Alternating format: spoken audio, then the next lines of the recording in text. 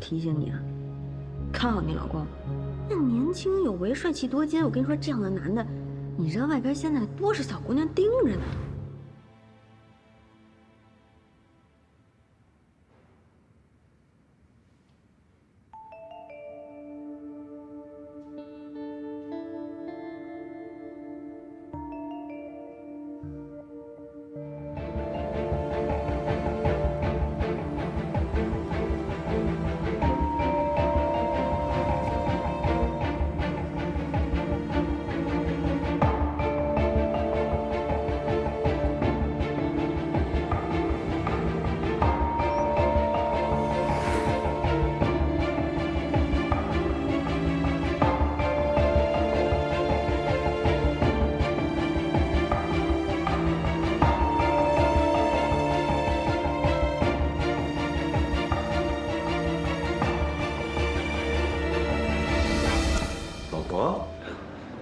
你怎么来了，薇姐？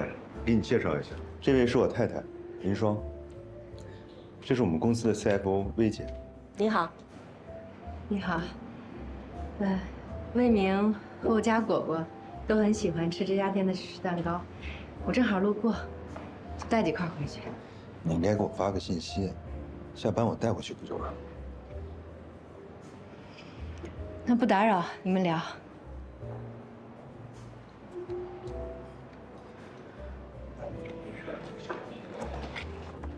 芝士蛋糕，谢谢。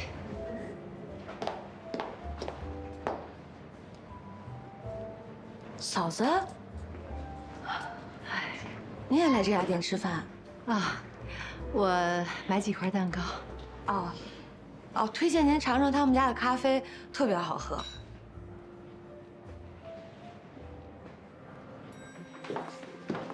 您请我们喝咖啡，还得麻烦您亲自给我们送上来。别客气，举手之劳。魏总夫人请大家喝咖啡。哎，您好，给，谢谢，还麻烦您亲自跑一趟。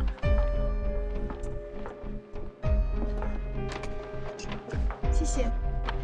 这边。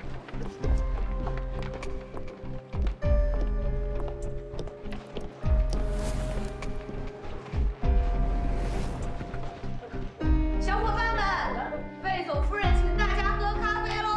哇，感谢魏总，好有气质。谢谢。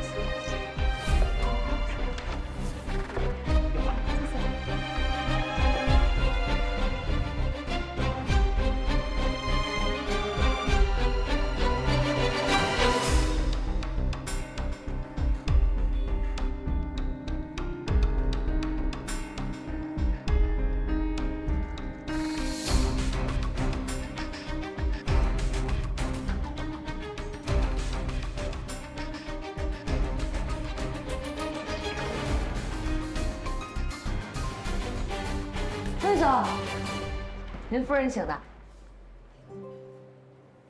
辛苦了，还是你想的周到。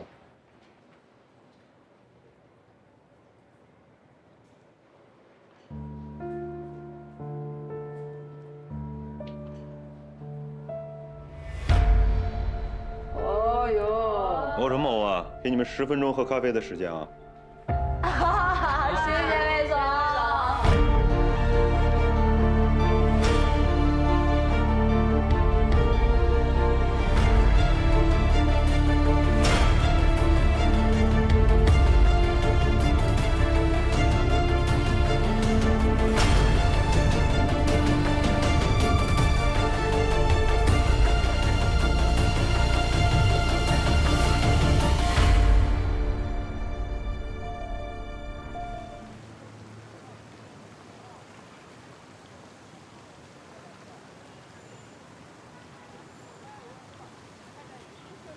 去办理入住，然后我们上面还有您好，你好，我想办一下续住。您的房间号是？不好意思啊，我记不住了。昨天是我先生办理的入住，他叫魏明，身份证号是30115。您今天还是2位续住吗？麻烦您出示一下房卡。我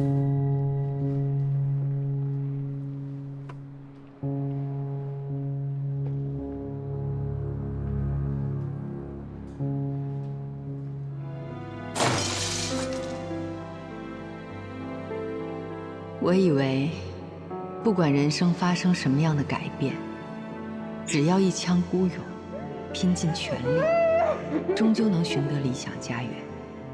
没有人告诉我，自从我决定退守家庭的那一刻起，我的人生便仿佛折翼的大雁，被困于泥沼之中，再也无法自由地去爱蓝天。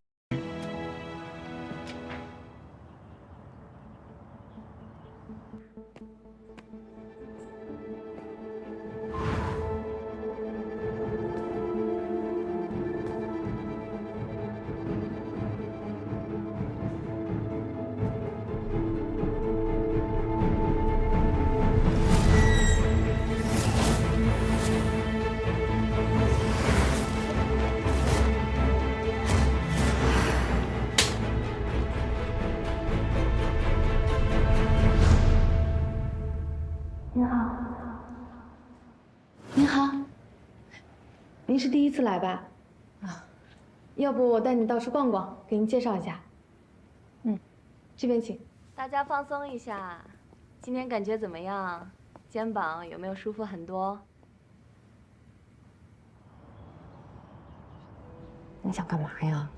你想离婚呢？不行啊，绝对不行！你这时候必须要沉住气。你小三儿嘛，那想办法私底下把它解决了，不要意气用事，日子还得过呢。犯错的是男人，为什么让女人隐忍呢？是，我知道，这确实是不公平。男人出轨，这就跟吃一苍蝇一样，你说你把它吞了。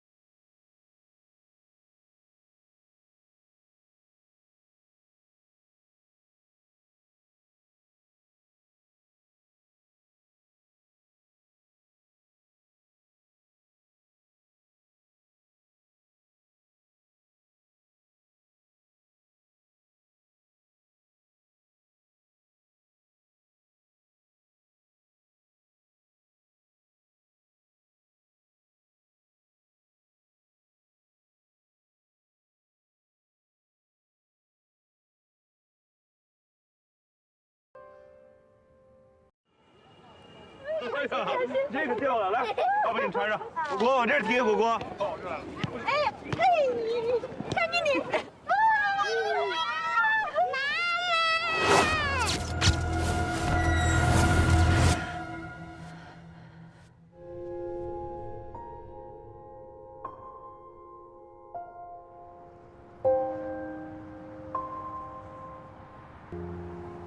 来，这是您办的尊享贵宾卡，您收好了。谢谢。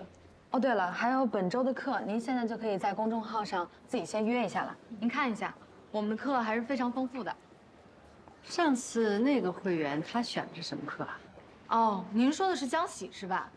您可以看一下那个塔巴塔的核心训练。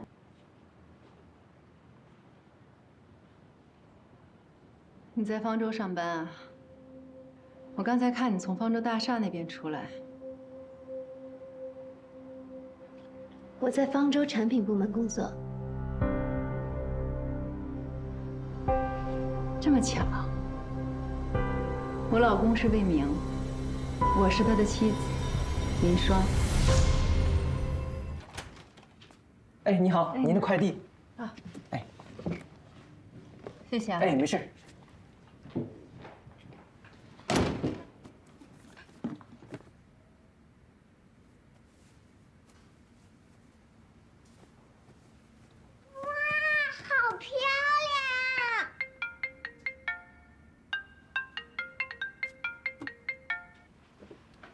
喂。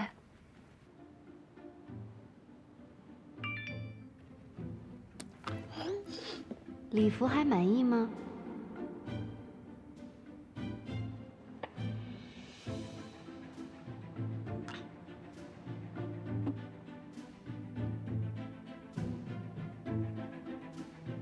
礼服的样式很棒，就是稍微有点风尘。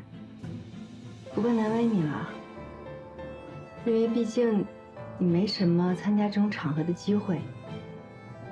另外，裙摆稍微有点长啊。难为魏明，还抱着我走了一段。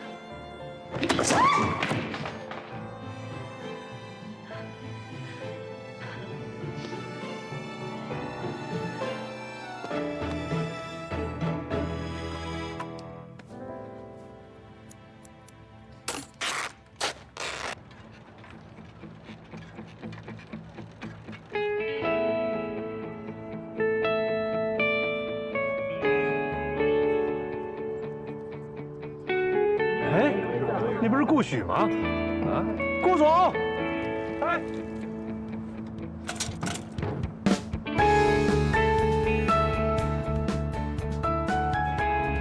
土柳的顾许啊？对啊，待会儿给我介绍。好，好久不见，好久不见，好久不见。我给你介绍，李总。你好，顾总。哎，你好，久闻大名啊！怎么，你又在测试什么东西呢？我在手表上更新了一个算法，正在用自己的运动数据进行测试。哦，这专家可不是盖的。顾许，真是你啊！我，魏明，林双的老公，你江大的同学。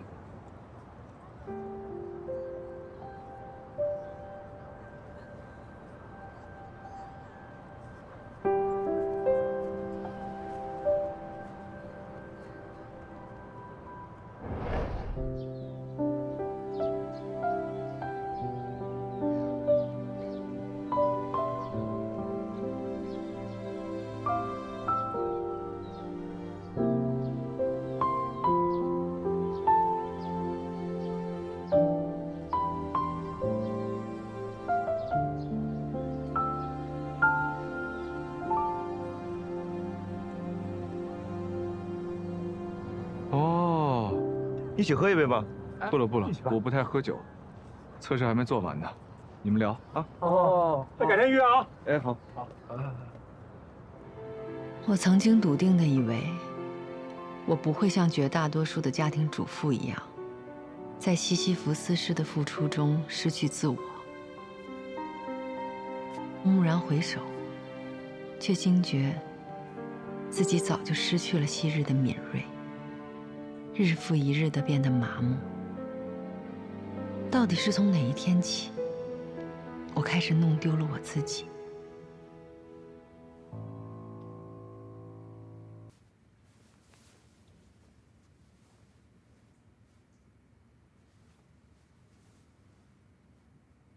林双，感谢你来到我身边，成为我一生的挚爱。人一辈子陪伴一个人，想想都觉得挺可怕的。可那个人偏偏是你，我觉得一生怎么能够呢？我想将我的一生都交给你，你愿意接下来的余生和我一起分享喜怒哀乐？你愿意成为我挚爱的妻子吗？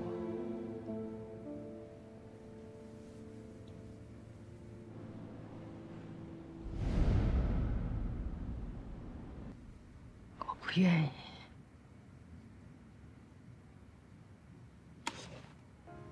遇见的他呀，那么深刻，他擦干了泪痕，却转瞬又褪色。生命中看似亲近的人，请别用怜惜目光心疼。爱上的眼神，透着一种坚韧。你今天带了什么东西来呀？要不要我帮你看看？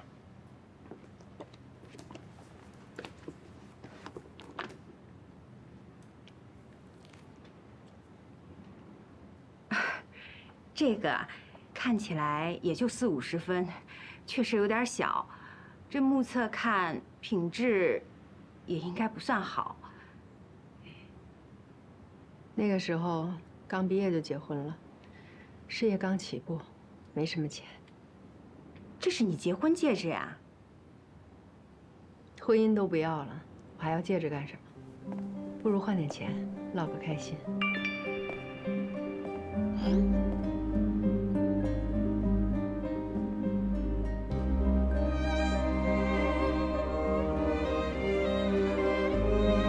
资助贫困山区旅途了，春苗计划，大家来看一看吧。哎，来看一看吧，帮助贫困山区旅途，这个很好看的，都是纯手工制作的。帮我写在这儿就行。啊，对，写在这里。好，谢谢，那我拿走了。好，这边看一看吧，春苗计划，这个挺好看的，看看那个也可以。资助贫困山区旅途，春苗计划，大家来看一看吧。资助贫困山区旅途，春苗计划，大家来看一看吧。母亲，哎，谢谢。你叫什么名字啊？既然决定了，那就说说你的诉求吧。孩子的抚养权，财产方面该属于我的，一分不让。目前已知的信息，对你是很不利的。那孩子呢？孩子抚养权呢？考虑孩子抚养权的原则是看谁对孩子的成长条件更有利，而出轨并不是法律认定几种不适合抚养孩子的情况。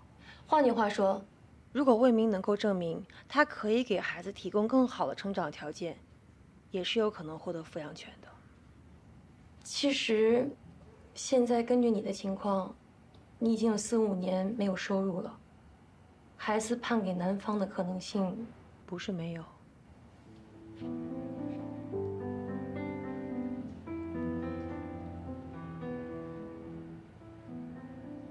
我跟他摊牌，我们坐下来谈判。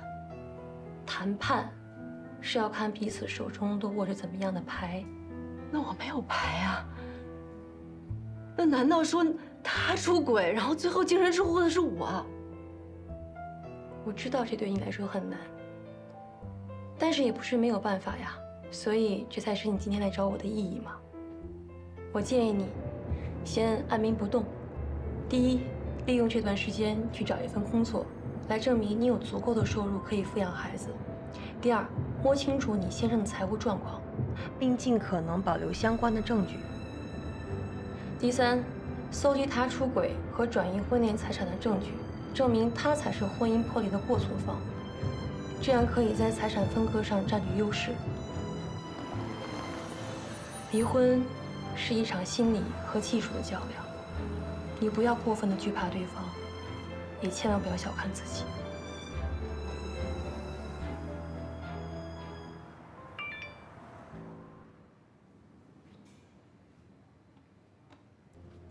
中午有空吗？咱们见个面，聊聊魏民。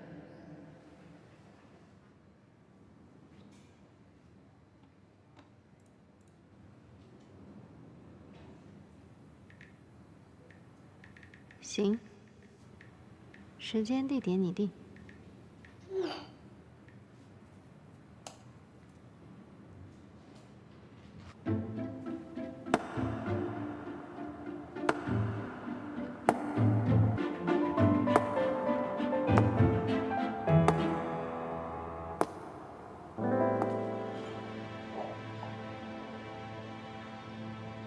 您的咖啡。被吓到了。其实，你之前说的对，在不被爱的婚姻和渐行渐远的丈夫当中消耗，结果无非是浪费时间。所以，我不打算再继续浪费下去了。那所以你的意思是？我想离婚，但前提是，我必须要拿到孩子的抚养权。这跟我有什么关系啊？我一个和社会脱节了这么久，经济不独立的家庭主妇想要争夺孩子的抚养权，根本没有胜算。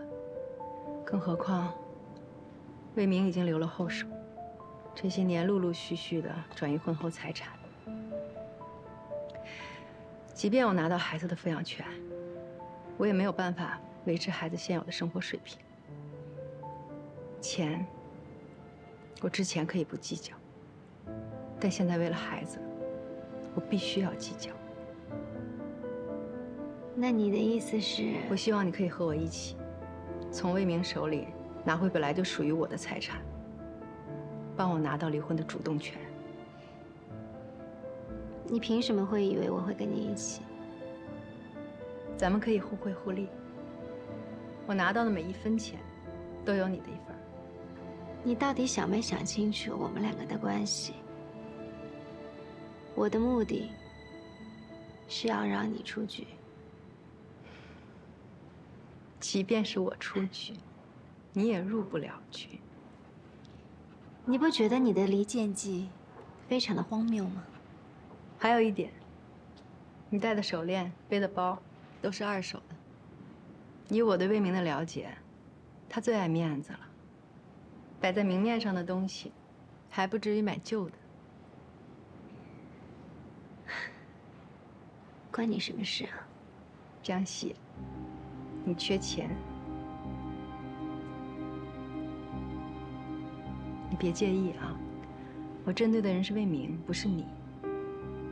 我已经不爱魏明了，所以我们之间不存在敌对关系。不要把彼此推到对立面上。最重要的是，你正好可以利用这次机会，验证一下魏明到底对你是不是真心的。我的这个提议，你可以慢慢考虑，不用着急给我回复。我还要去接孩子，下次再聊。你就不怕我把今天谈话的内容告诉魏明吗？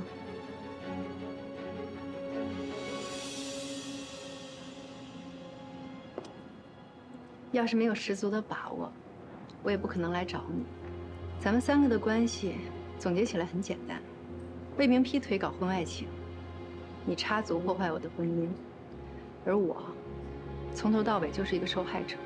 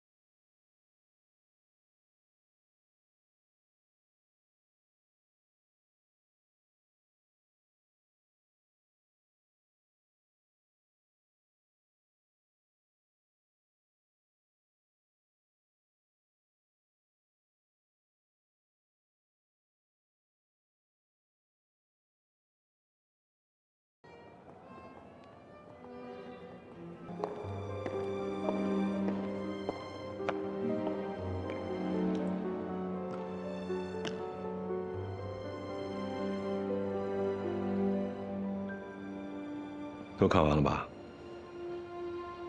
走吧，我请你去吃法餐。什么啊？你要再不走的话，我走了啊。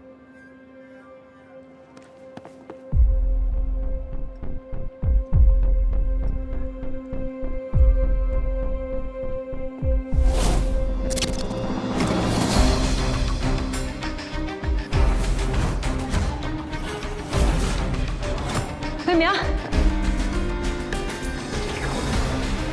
林双，狗男人！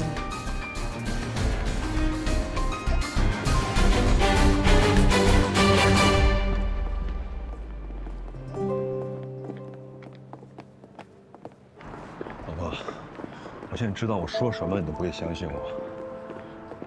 反正不管怎么说，这一切都是我的错，对不起，请你原谅我。咱们这件事情就此翻篇，行不行？你就不问我今天为什么来这儿？不是看展来的吗？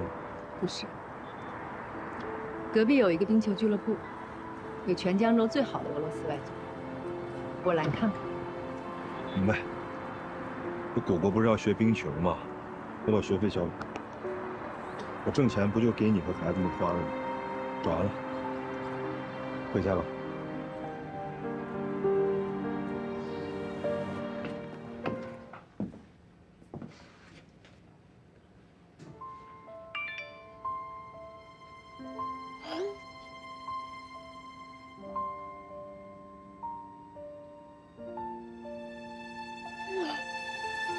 我知道这对你来说很难，可是你要为了孩子的以后和抚养权考虑，你不能放过任何一个机会，要夺回对方隐匿的财产。记住，这些财产本该就是属于你的。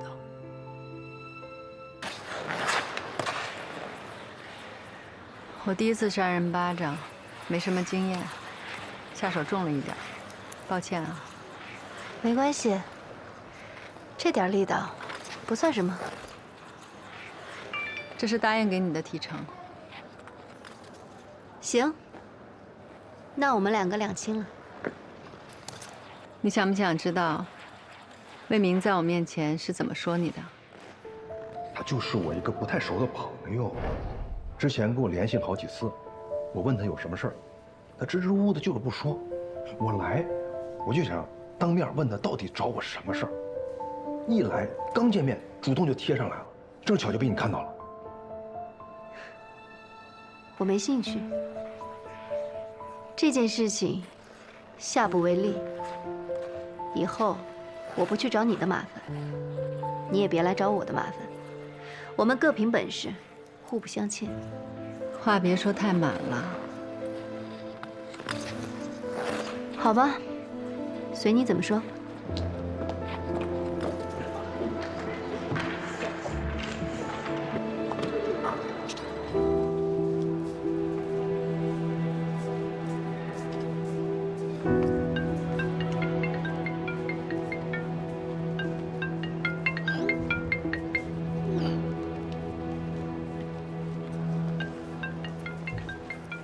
林双，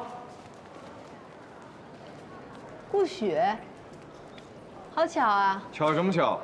为什么不接电话？哦，刚刚这电话是你打的，我不知道啊。你找我有事吗？我就想问问你，你这个女儿是怎么当的？你爸爸骨折住院了，你知道吗？谢谢啊，谢谢护士。爸，双双怎么来了？你怎么来了？医生怎么说的？哎呀，放心吧，没什么事儿，轻微骨折，打2个钢钉，休息休息就能出院了。哎，你怎么知道我在医院呢？是我告诉他的。林老师，这事林双早晚都会知道，你就不应该瞒着他。嗨，林老师在家打扫卫生的时候摔下来，把脚给摔骨折了。有这种事儿，你怎么不第一时间告诉我呀？反倒麻烦人家。哎呀，双双没那么严重。你说你天天在家又洗衣服又做饭呢，还得带着果果，你那2个要命的公公婆婆没事再给你弄点事儿出来，够烦了。我也不想给你再添乱，啊，没大事儿，放心吧。谁呀？快接吧，快接吧，万一有正经事儿呢？接一下。啊。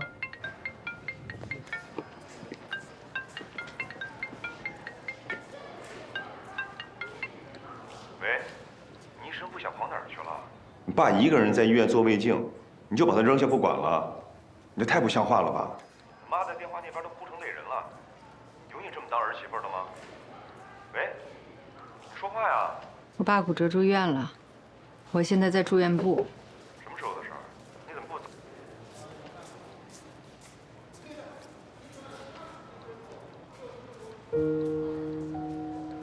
我以为回国了，你会是我最大的对手，还一心想着要怎么跟你在专业上较量一番。林双，你太让人失望了。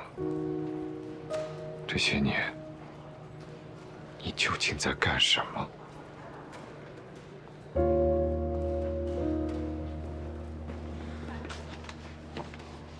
不光女儿孝顺，连学生都这么贴心。是呀，我们顾许啊还很优秀呢，年纪轻轻的就当了 CEO 了，还上福布斯榜呢。爸，怎么样？贝明来了，还疼吗？还好，没什么事儿。你出这么大事儿也不第一时间告诉我和林双，还是林双给我打电话我才知道。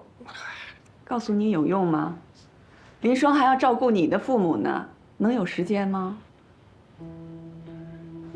嗨，没事没事，这不顾许在呢吗？他得呀，啊。顾许，没想到这么快要见面了。我们家的事儿麻烦你了。不麻烦。高中的时候啊，多亏林老师和师母照顾我，我才能顺利考上大学。有这份恩情在，我孝顺老师跟师母都是应该的。老师跟师母跟爸爸妈妈肯定不一样。这次回来准备待多久啊？不走了，决定留在国内了。那你国外的公司怎么办啊？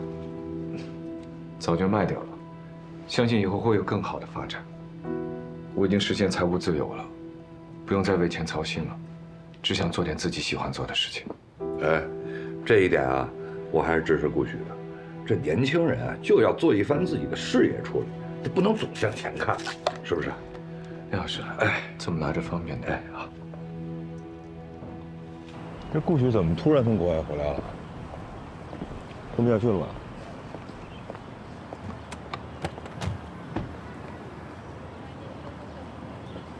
顾许，谢谢。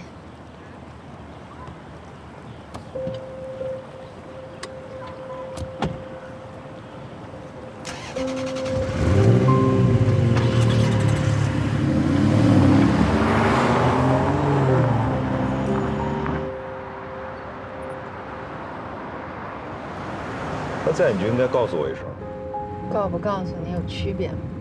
当然有区别了，我好心里有个准备。不然你听他说那话，你不觉得特别的虚伪吗？啊？谁不想财务自由？谁不想干自己喜欢干的事情？他削那苹果，给爸一块，给妈一块，你让医院里的人还以为他是你老公呢。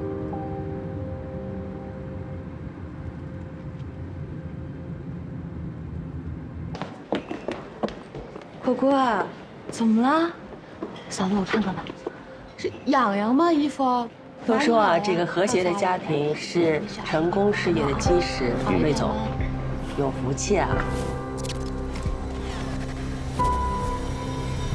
是我运气好，找到一位好太太。哎，魏总，那不是你们部门的江喜吗？今天穿的挺漂亮啊，啊？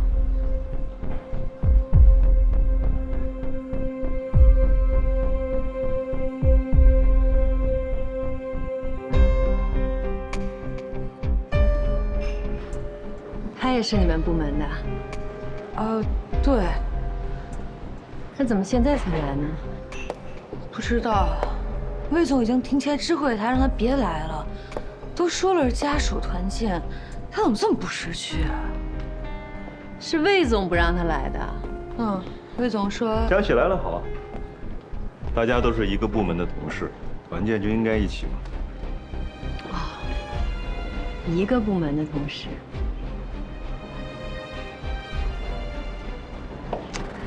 你饿了吧？我带你去吃点东西。我不饿。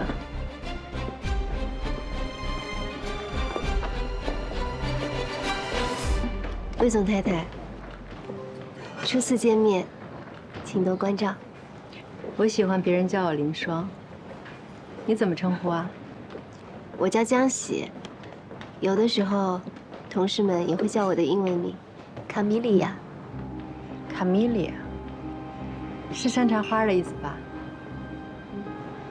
哎，我好像记得你以前说过很喜欢这个名字。说过吗？你记错了吧？可能吧。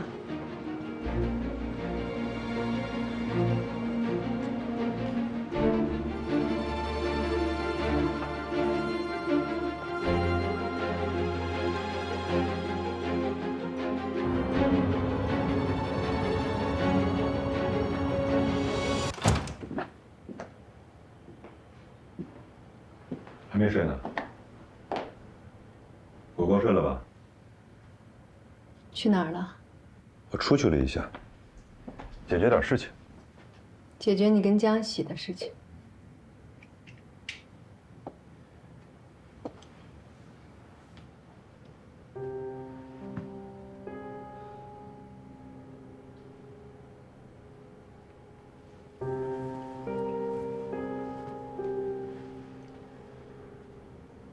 老婆，我们两个之前是有点暧昧，我刚才就跟他说清楚，以后除了工作，不再有任何关系。对不起，上次艺术展，我骗了你，我不应该跟你说，我和他是不熟的朋友。不过，请你相信我。我们两个这次是真的断了。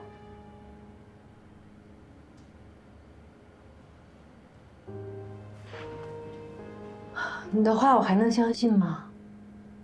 我看，我还是直接问问另外一位当事人。你不是要给果果买教育基金吗？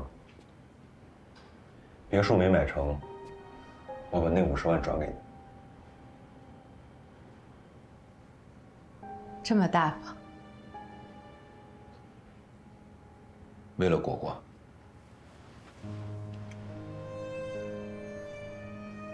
一切都是值得的。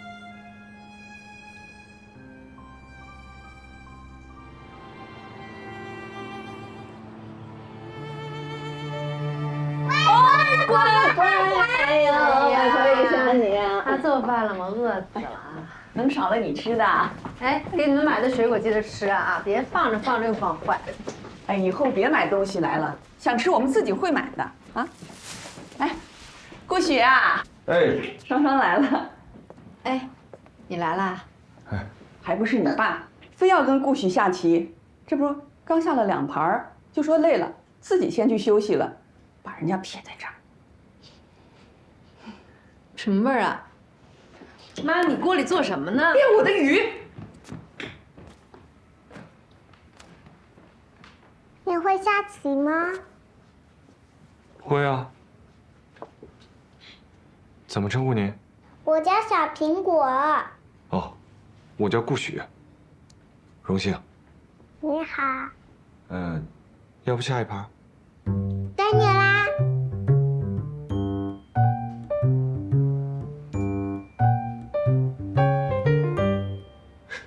你还会玩别的吗？叔叔，你是不是认识妈妈很久了？是啊。你怎么知道？外公家里有你的照片，你和妈妈小时候的。外公说你是很厉害很厉害的叔叔。叔叔，妈妈在成为我妈妈之前是什么样的呀？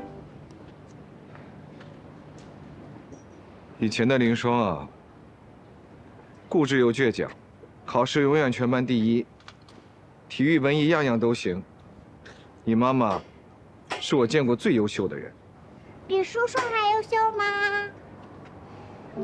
我在很久很久之前啊，她就一直是我想要超越的目标。果果，外婆做了你最爱吃的大螃蟹，快吃吧。吃大螃蟹啦！洗手啊！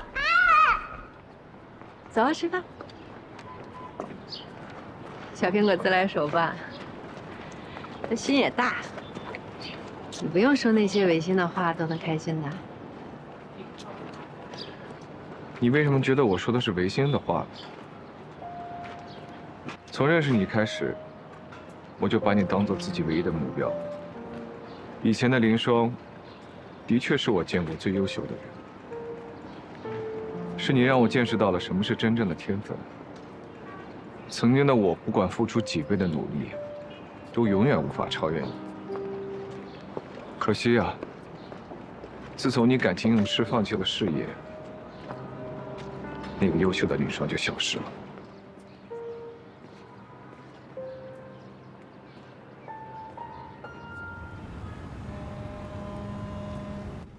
在竞争 VP 的关键档口爆出冯凯的黑料，你不觉得太巧了吗？到底想说什么？这个爆料人，他除了向媒体曝光冯凯和公关公司的交易录音，还公开了冯凯拷贝用户数据的后台交易记录。在方舟，有这个权限的人屈指可数吧？魏明就是其中之一。这件事情一定是魏明在捣鬼。江喜，我希望你可以帮我找到魏明向媒体爆料的证据。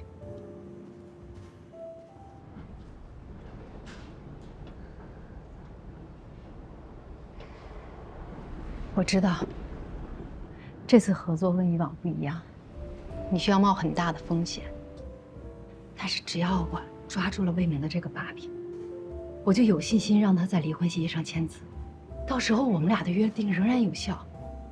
我拿到的每一笔钱都有你20%的提成，更何况，我离开魏明，不也是你想看到的吗？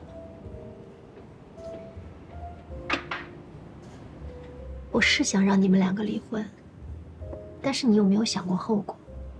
一旦找到了证据，爆料魏明就是出卖公司利益的爆料者，他的事业、他的前途全都毁了。他毕竟是小苹果的爸爸，你需要这么狠心？我要证据，不是为了爆料，而是要作为离婚的筹码。同样的，这也可以成为你保障自身利益的底牌啊。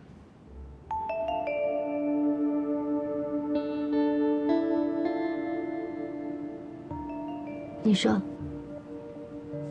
你需要我怎么做？首先，你要通过魏明的账号登录公司后台。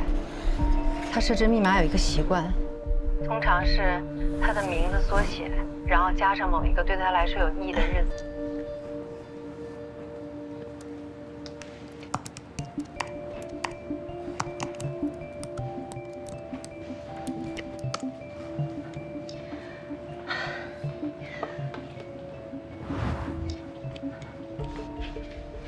你到底有没有把握呀？别着急，你再多试几次。我已经试了你和他的结婚纪念日，还有小苹果的生日，到底要试几次才能成功啊？你以为这买彩票呢？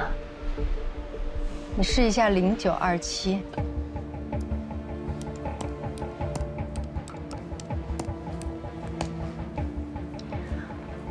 成功了。这是魏明当上方舟产品总监，走上人生巅峰的日子。我们都高估了在他心里的分量。那接下来该怎么办？你先打开日志，那里面应该有魏明这段时间的查看记录和截图记录。你找一下有没有跟冯凯或者用户相关的信息。找到了，他的截图果然和爆料者一致，原来他就是那个爆料者。你赶紧把这个截图记录下载下来，然后尽快退出系统。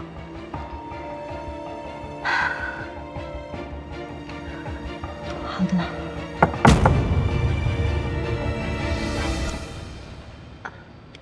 新的业务方案什么时候能整理好？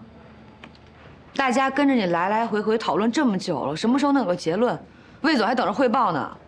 行了，我知道了，我下班之前一定给你。你最好说到做到。要是耽误我们的进度，我一定会如实告诉魏总的。好的。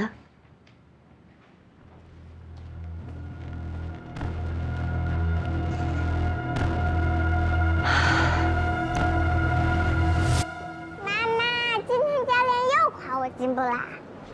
妈妈看到了，果果真棒。洋洋，拜拜，果果再见，拜拜。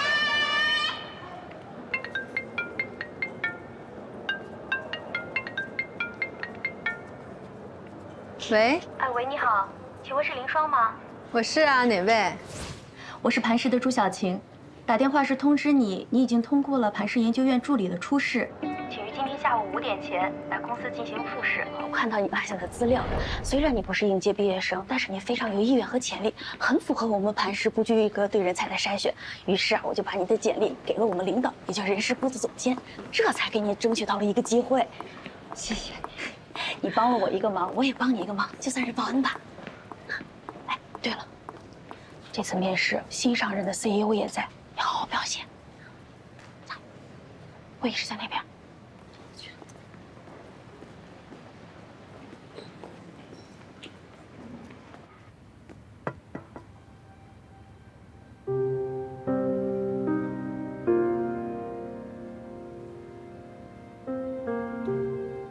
林爽是吧？啊，坐吧。好的。你认为深度学习算法比机器学习算法好在哪个地方？有人说深度学习是黑盒，在暗箱里操作，可解释性不大，你怎么看？不好意思，我还没有进一步研究深度学习这个技术。但是这也是我想竞聘研究院助理这个岗位的原因，因为在磐石我可以接触到最前沿的科技。如果可以的话，我会在完成本职工作的基础之上，争分夺秒地更新自己的技术。算法行业日新月异，4年的职业空白不是说填补就能填补得了的。抱歉了，像你这种轻易的就放弃事业和理想的人，不适合我们磐石。下一个。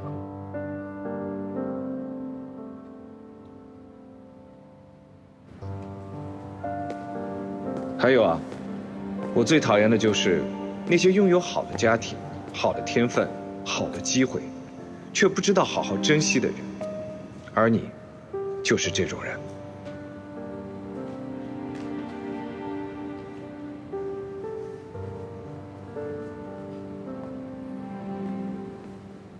证据呢？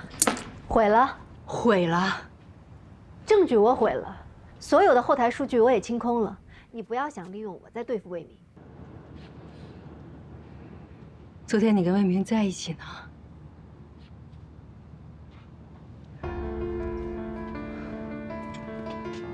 江喜啊，我知道你蠢，我没想到你蠢到这个地步。他向你示好了？你就没想过，在这个节骨眼上，他向你示好有什么目的吗？他肯定是发现了什么，他怕你把证据泄露出去才这么做的。你在他手底下这么多年，魏明见风使舵、背信弃义的手段，你不是没见过呀？你，我当初答应你的提议，只是想要看看我在魏明心里到底有多少分量。我现在已经知道了，我很满意。有多少分量？你太高估你自己了。哎呦，姐，一起吃个早饭呗。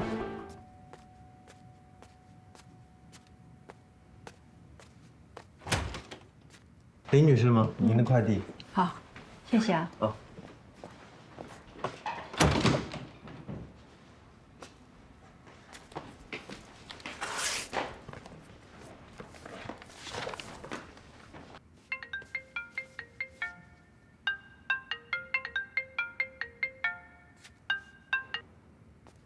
喂，小晴。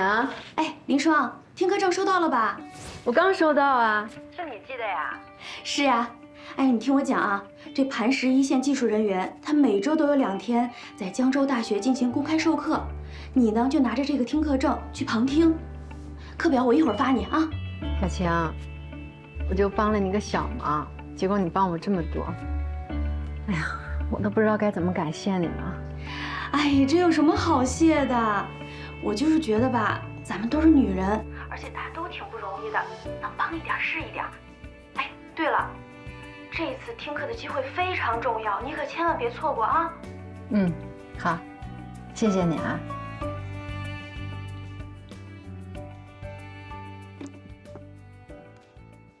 同学们好。好，同学们好。今天我想跟同学们探讨的主题是，如何基于彩票假设构建轻量化模型，以及落地应用到小型设备。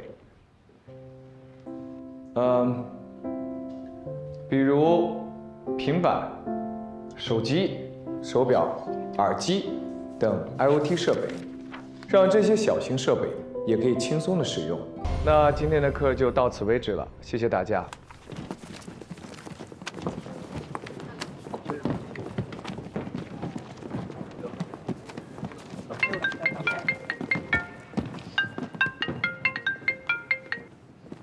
来嘛，林少，果果不见了。果果不见了，我也不知道他跑哪儿去了。什么时候的事儿啊？大家有什么问题可以问我。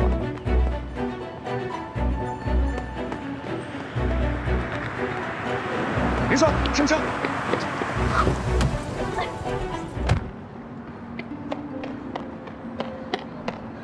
你快看妈妈，去。果果，哎呦，你没事吧？啊，去哪儿了？你吓死妈妈了！我看看手上没有。是漂亮阿姨送我回来的。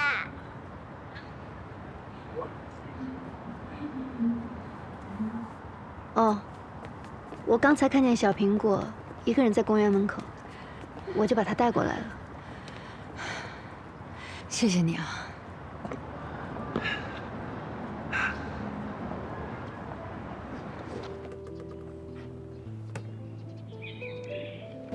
哎，同学，是你们的球吗？不是的，可能是那边的。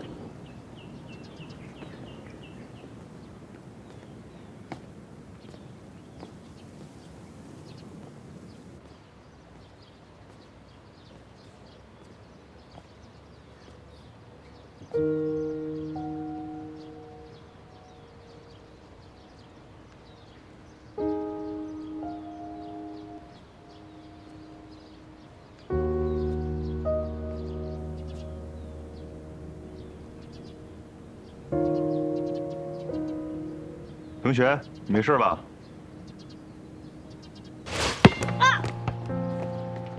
那谁呀？没事吧？同学，你没事吧？哎呀，我有事儿。我是基科3班的魏明，要真有事的话，我带你去趟校医室。你放心，我会负责到底的。我记得你那个时候捂着耳朵看着我，我就在想，我怎么遇见了这世界上最可爱的姑娘？也只有在那个年纪，我才有勇气靠近你，追求你。为了你，我自己变得更好。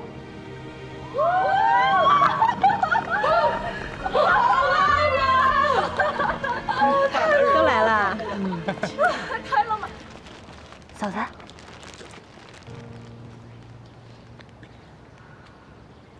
今年正好是我们结婚10周年，我希望大家给我们做个见证。老婆，我们刚结婚的时候，我很穷，没有能力给你买大钻戒。可是这些年过去了，我有能力了，我要把亏欠你的，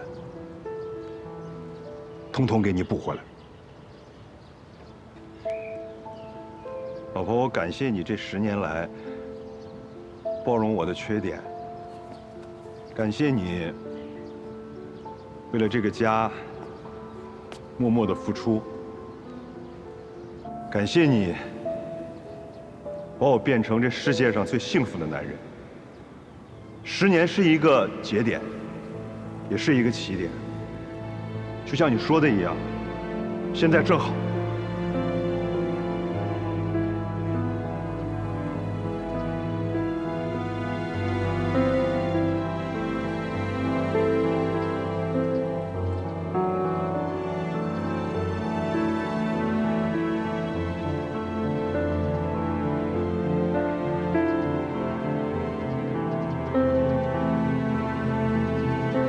啊！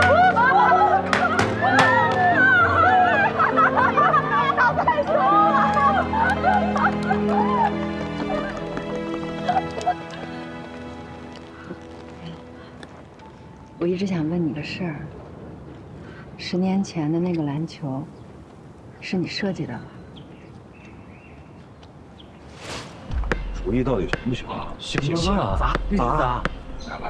来，记住我跟你说的啊。篮球是假的，爱那些是真的。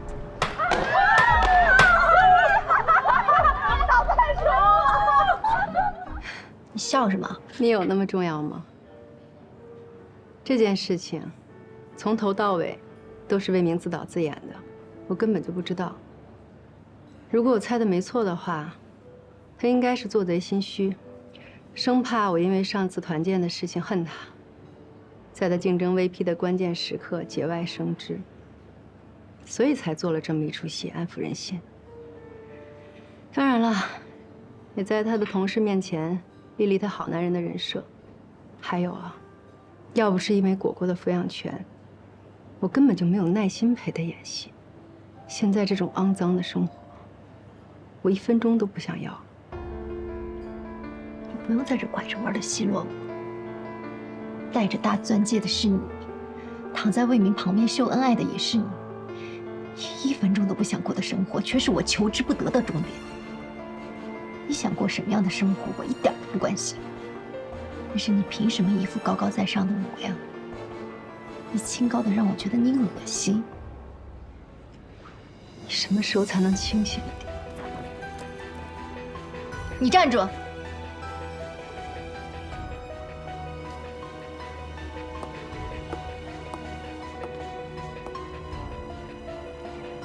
你不要醒，我要赢。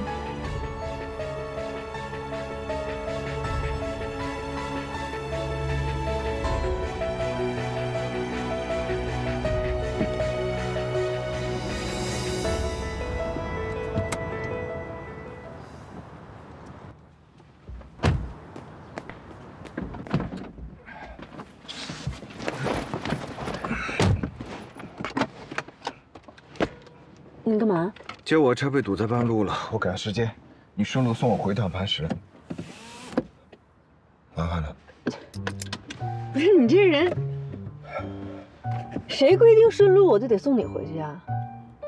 来，我给你看看。看，我已经接了别人的顺风车了，我现在取消是要被投诉的，请你下车。你现在面临的只有2个选择：第一，咱俩就在这耗着，你接不了订单，我接下来的会议也会被耽误；第二，你取消订单，送我去磐石，车价我照付，咱们俩皆大欢喜。你讲不讲道理呀？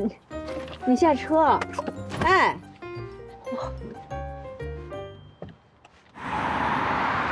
我只能给你3个月的时间，到时候如果实验数据达不到预期的话，那么整个项目取消止损，所有的资源撤回，项目组原地解散。对，就这样。对，这些都是今天会议上要讨论的议题。是，你全部都打印出来啊！我一到公司就要看到。既然对方有诚意合作的话，我们是可以考虑的。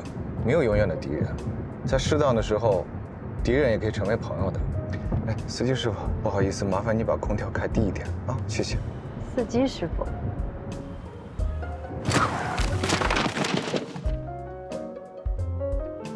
不好意思，司机师傅技术不太好。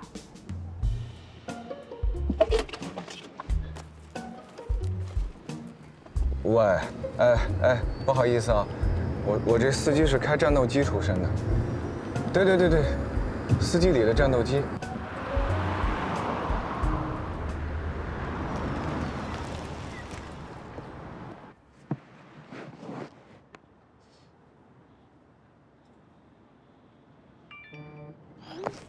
我猜你一直没有存我的电话号码吧？为了能顺利收到车费，我劝你还是赶紧加上我的微信。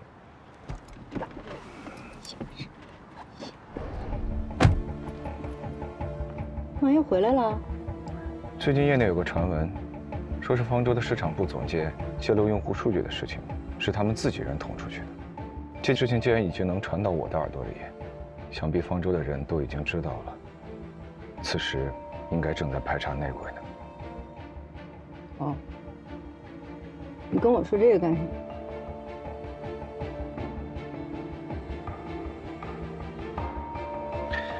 就算我都是吧，我看不惯有的人一边在朋友圈搞着秀恩爱，一边又私下搞小动作。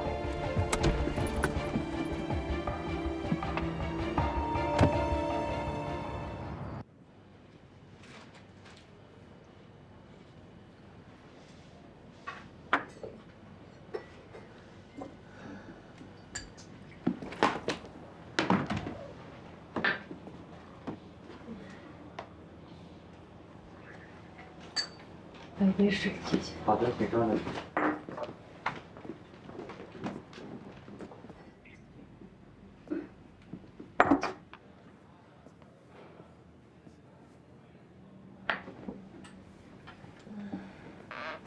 你好，您的水。谢谢。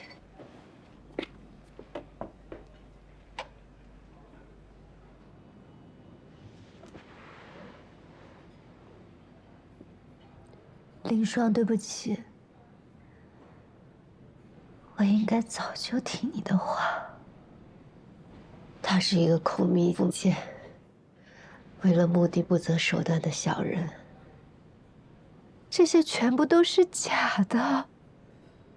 什么好好先生，什么顾家好男人，这些都是他演的。他就是在欺骗别人的感情。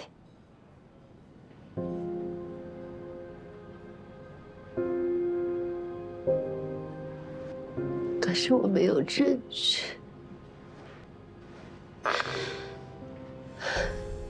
谁会相信我？你说的对，要是真的闹起来了，最后的结果就是你在业内出名，走到哪里都被人指指点点。至于魏明，他不会有任何损失。你告诉我，我该怎么办？之前不是你找我说要跟我一起对付他吗？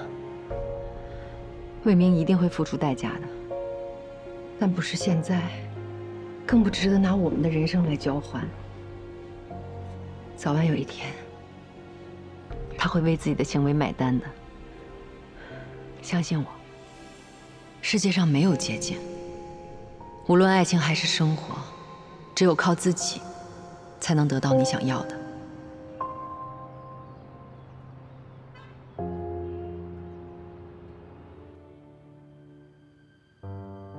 其实这件事情最难过的，不是魏明的出轨带给我的伤害，而是我承认自己婚姻失败带来的挫败感。想不通，这么大一场败仗，我到底是哪一步走错了呢？我之前也纠结过，也妥协过，也自我催眠过，但还是输。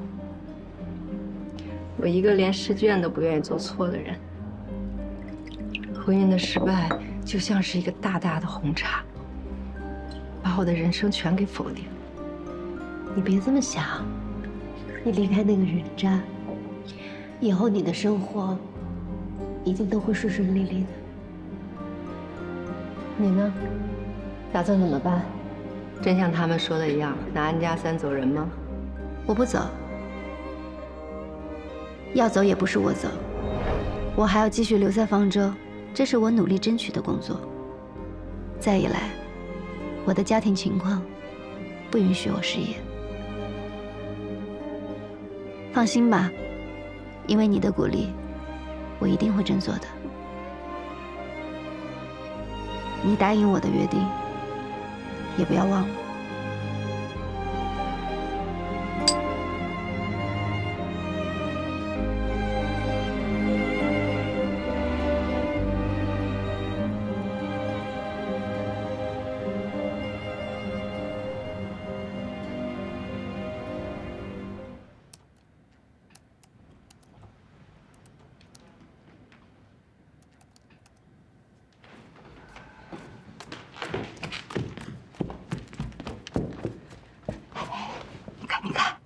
我怀疑林霜没错吧？啊，你看，这什么呀？酒店消费的住宿费，我早就说他在外边七搞八搞的。哎，这说不定是明明的呢。怎么可能是明明的？就在洗衣房找到的。明明也不洗衣服，那肯定是他的呀。哎，玄子，把他看住了，别让他跑了啊！我把歌唱完。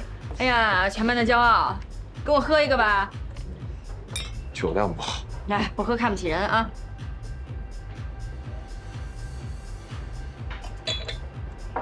哎，咱们班人还没到齐吧？咱们班就这样，哪回人都没齐过。您说呢？你千年老二，你这心结还没过去呢。他应该在家看孩子呢吧？我们组织好多次了，每回他都不露面。来，哎，我亲爱的顾总，来，拿着呀。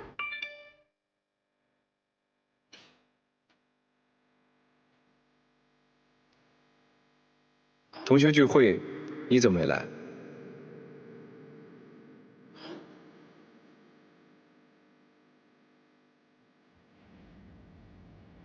我没看见群里发信息。顾总，我真服你了，说好了同学聚会合作，现在过来吧，同学情谊太……大家都到了。不过去了，干忙一天呢。缺席就应该提前告知，以便提高大家的时间利用效率。既然你这么闲，帮我解答个问题。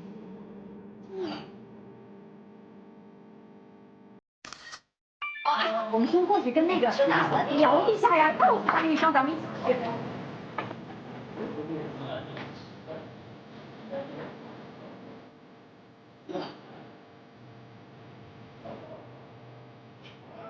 你把第7行的条件函数去掉，把第4行的参数和第8行的参数对调一下试试。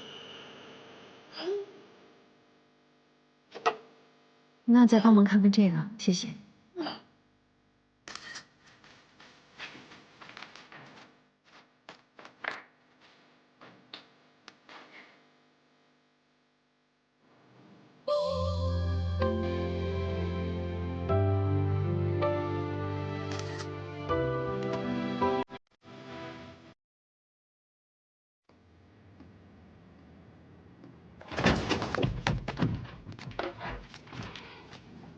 干嘛呀？林双，你今天要实话实说。说什么？你一天到晚心思都在外边，是不是在外边搞7搞8？我有没有胡搞？你们问问自己儿子不就知道了吗？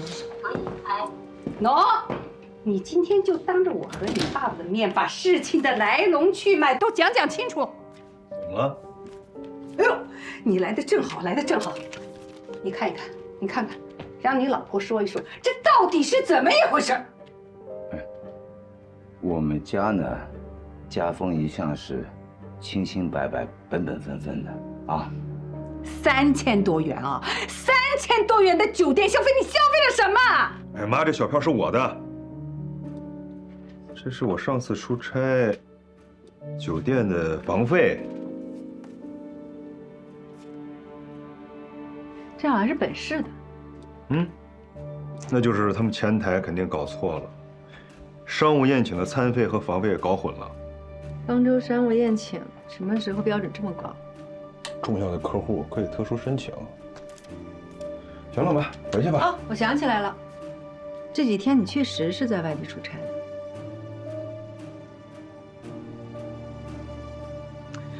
妈爸，来，你们搞错了，哎呀，误会，我们2口子好着呢，你去吧，你别小票嘛，能有什么事儿？走。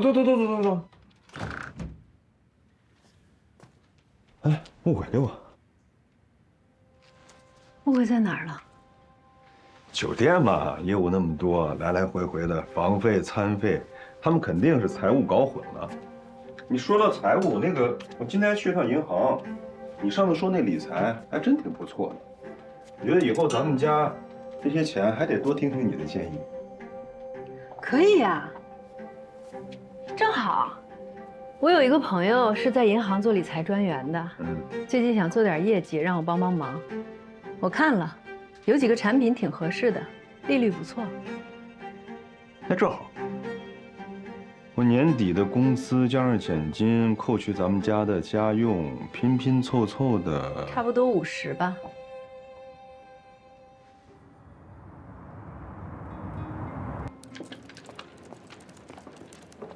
哎，大兴，小吴看见了吗？小吴啊，那边。谢谢啊。啊。哎，行，行，忙着啊。哎，小吴，啊，一会儿帮姐个事情。这个作业是谁的？顾总，是我的。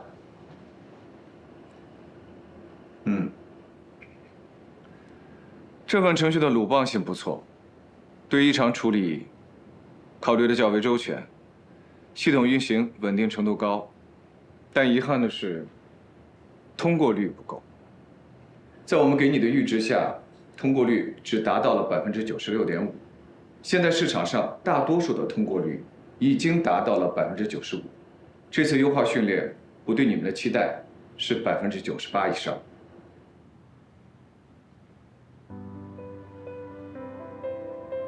顾总，您说的问题呢，其实我也考虑过，不过在充分的考虑了可行性和技术之间的平衡之后，我选择了现在这个方案。这次训练的工程背景是交通安防领域，在考虑到火车站、机场等地方人流量大，需要运用程序很快的做出反应，以防遗漏。在不大幅提高工程预算的前提下呢，硬件算力有限，因此我认为在保证了一定的识别率后，应优先确保识别速度。用户只是希望用最快的速度抢到存量有限的车票，谁会在意你产品背后的技术逻辑是不是完美？可是顾许啊，你这个人呢，就是略微有一点死板，一味的沉迷于技术，完全忽略了用户最基本的需求。那按照你的说法，那完美的技术就没有意义了吗？完美的技术当然有意义了，它可以用来写论文、做研究，也可以给先进的技术提供理论依据。对于科学家而言，技术可以是一篇论文，一项 Kaggle 竞赛的冠军，也可以是一个重要数值的突破。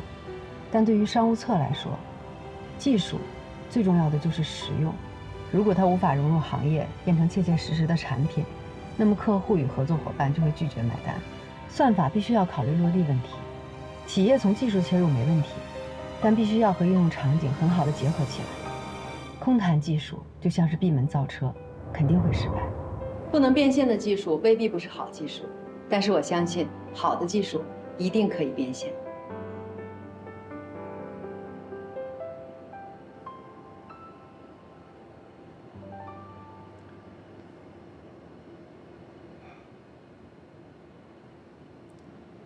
这个问题，我思考了10年，也反复实践了10年。我是技术出身，很长时间以来，确实沉浸在完美的技术里而沾沾自喜。但是我希望每一个磐石人都要记住，技术是为需求服务的。我们应该时时刻刻保持对外界市场变化的一线感知，卓越的科研能力应当成为磐石的闪光点，而不是盲区。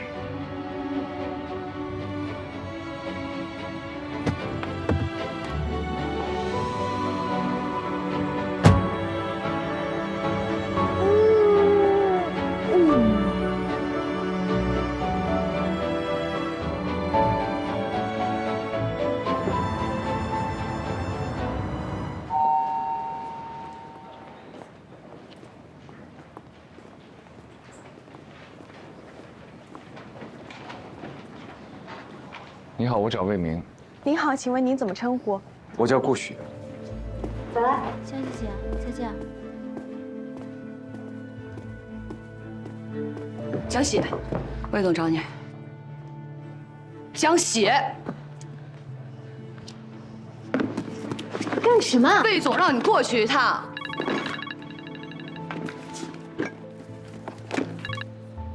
喂，江喜，顾许去方舟，一切听顾许的。好。顾总在哪？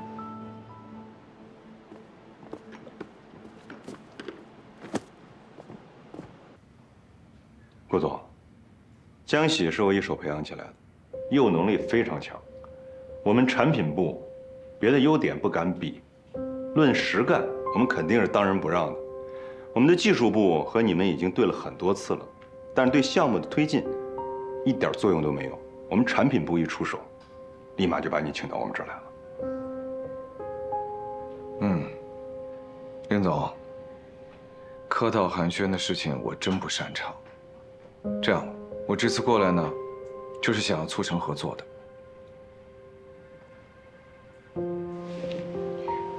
真的吗，顾总？没开玩笑吧？你看我像开玩笑的样子吗？想 OP1 的话，让江喜来对接合同就可以了。那太好了，我上报董事会走个流程，咱们就可以过合同了。没问题。顾总，合作愉快。合作愉快。谢谢你，做我的底气。不客气，合作达成了，之后就看江经理的表现了。回头请我吃饭吧。那是必须的。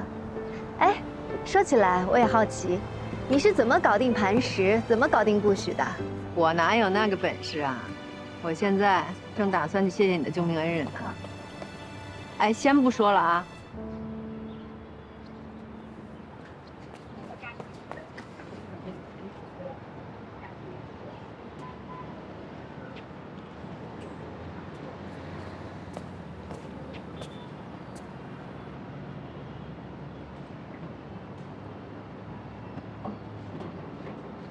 你在这干什么？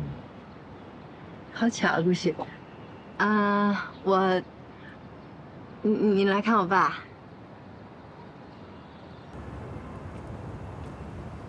林老师拜托我的事情已经做到了，所以我过来跟林老师说一声。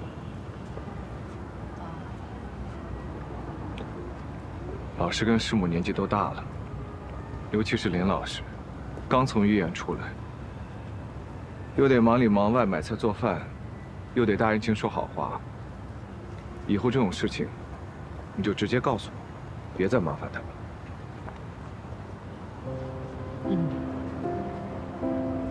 磐石跟方舟的合作，你怎么能想到拉林老师出来说情？真亏你想得出来。磐石和方舟，那是国内首屈一指的2大互联网巨头，他们的合作，怎么可能是我爸一个退休教师促成的？我虽然当了几年的家庭主妇，疏于业务，但是这点常识还是有的。这2家本来就是要合作，就算我爸不出面，合作也是早晚的事。你怎么就能笃定磐石一定会跟方舟合作呢？我大概研究了一下磐石刚推出的 OP1，它目前是亚太本土最好的技术人才，针对的是头部的 B 端企业。那除了方舟，还有出价能力的静睿，他们刚刚花了大价钱从硅谷请来了算法专家，所以短期内他们不会成为磐石的客户。那 OP1 唯一的买家就只剩下方舟了，之所以还没有谈成合作，无非就是待价而沽这一个理由吧。判断基本正确，看来你的逻辑能力还在。不过啊，要是没有你出面，那江喜的工作肯定是保不住了。你跟这江喜到底是什么关系？朋友。你这朋友好大的面子。我替他谢谢你。要谢就谢林老师，我是帮他，不是帮你。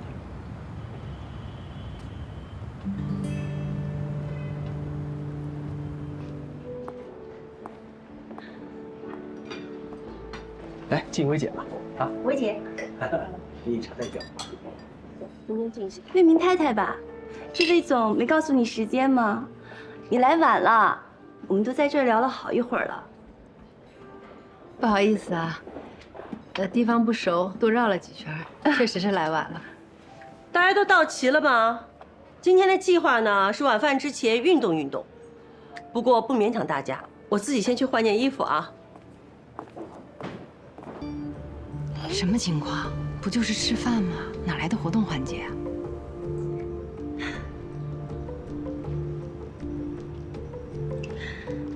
兵来将挡，水来土掩，不怕他们。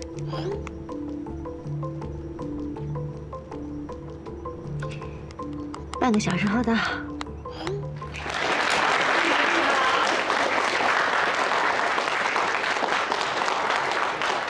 这么难的斯洛克，怕是奥沙利文来了也要为难3分的。老公，输给薇姐，咱不丢人啊！下一个谁来？魏太太，要不然试一下？魏太这身衣服怕是不合适吧？要不然就算了吧。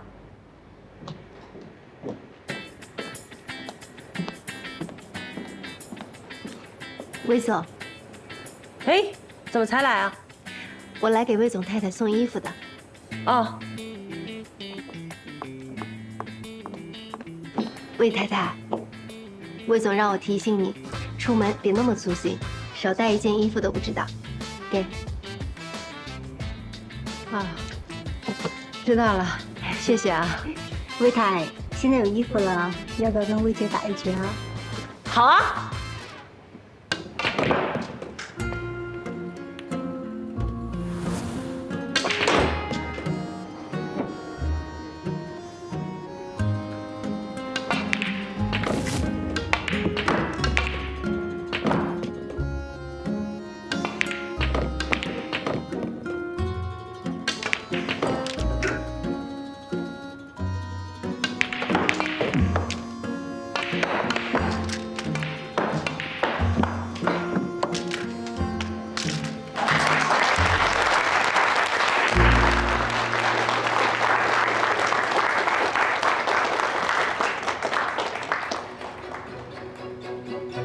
这准备单杆轻弹呀，长台进攻哪有这么容易啊？准确率多低啊！是我的话呀，肯定搏一搏。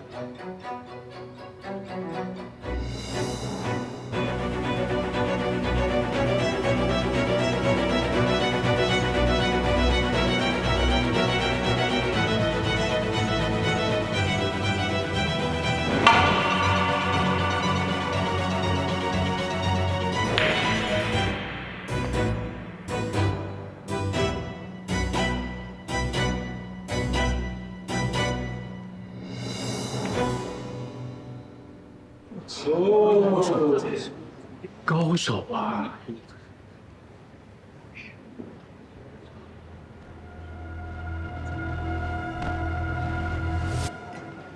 给我一杯水，谢谢。哎，好的。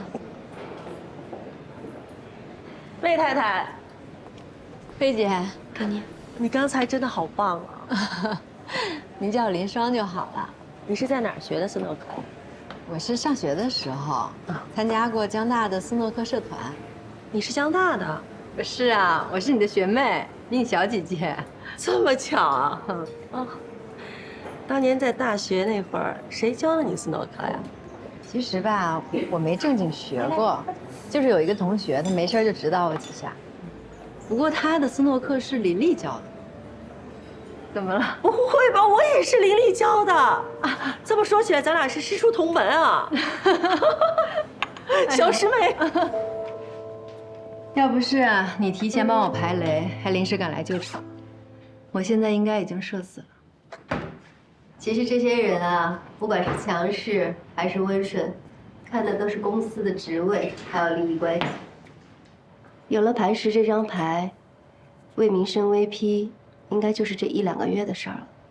新来的那个助理黄佳怡，她爸爸是黄董，魏明最近可是对她殷勤得很。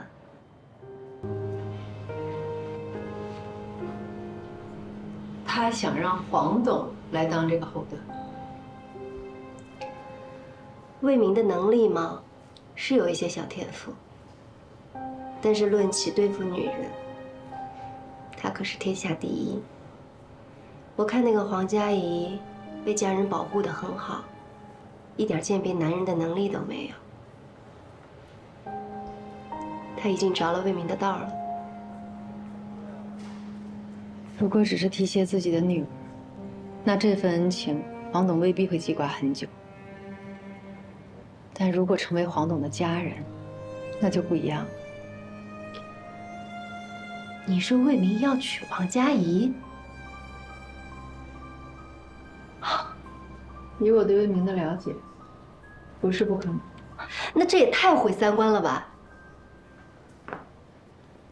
不管怎么样，找工作的事情呢，还是得抓紧。对了，魏明的工资还有奖金都是公开的，再加上我知道的分红和绩效，我估算出了他大致的年收入。另外，他这个人喜欢搞小动作，回扣也没少拿。我知道的全部都在里面。谢谢，这次帮了我大忙了。思义说，在财产分割当中，对方一定会想方设法的降低你分得财产的比例。但是如果我能了解他全部的收入状况，把能分的蛋糕尽量做大，这也算是变相的多分了一些财产。该是你的，咱们一分都不能让。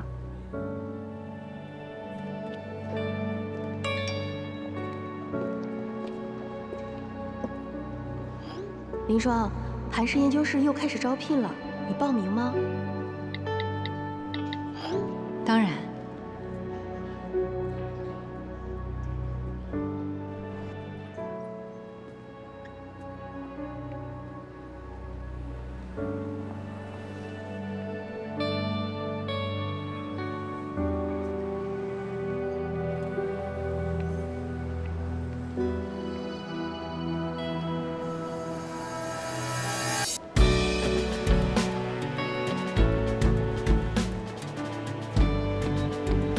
这几个月你是真的补了很多课。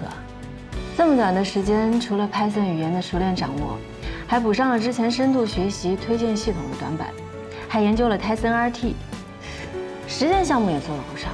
看来你确实下了不少苦功夫。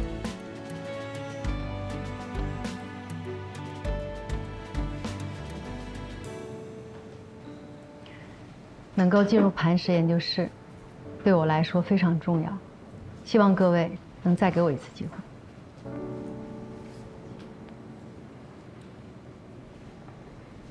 顾总，我没有别的问题了。我的问题还是个老问题，这对于我们磐石来说也是最重要的，就是你到底要如何平衡事业和家庭？顾总说的没错，所谓的平衡其实根本不存在。它无非是取舍和牺牲。但是在认定这个事实之前，我想先明确一点：家庭是一家人，取舍和牺牲绝不是靠女性一个人来完成。所有的家庭成员，甚至包括孩子，都必须承担起这个责任。当所有的家庭成员都承担起了责任，并开始发挥作用的时候，那么这个取舍和牺牲，才能最大程度地减少不必要的消耗。尽量让所有人都满意，也可以看作是达到了某种平衡。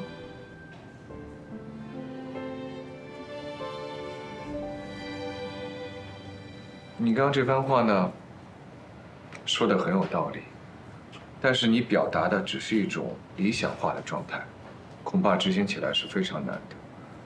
而且，程序员是高强度的工作，即便是大学刚毕业的年轻的员工，也有时候可能会感到力不从心。所以你到底拿什么来证明你能够胜任？我想让大家看一个表格。我的一天是从早上6点开始的，洗漱、更衣。6点20，我准备早餐，叫家人起床。7点15送孩子去幼儿园。8点菜场买菜。8点40回到家里，收拾餐桌，整理衣服，还要处理一些缴费和外出事宜。一边我还要用手机听课。12点钟，我会利用午餐的时间下单一些生活必需品。12点半午餐结束，我为晚餐做准备。3点我会去幼儿园接孩子，直接送到特长班，督促他语数外以及画画还有围棋等技能的学习。5点钟回到家做饭，6点钟吃晚餐，7点半我给孩子洗漱哄他睡觉，9点钟我再重新收拾一遍房间，为第2天早餐做准备。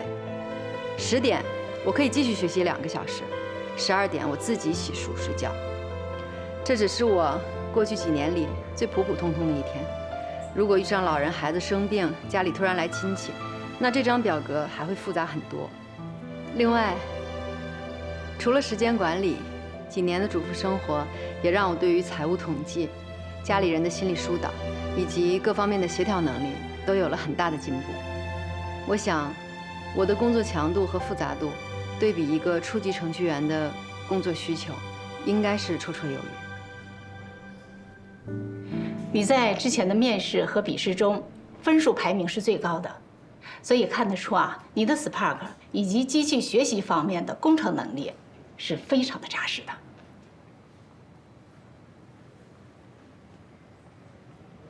顾总，您还有问题吗？如果这次的面试你还是没有通过呢？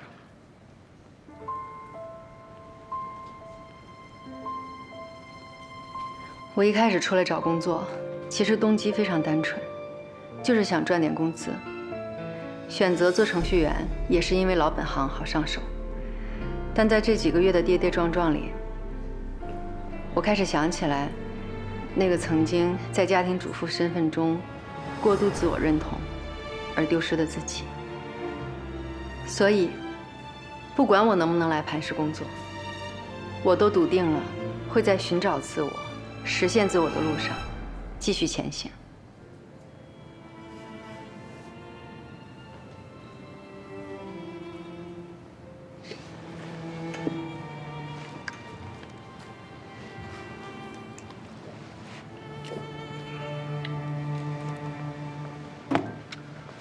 恭喜你，加入磐石研究室。雷放着斑驳，慢慢的辉煌，享受着太阳赐予的温暖。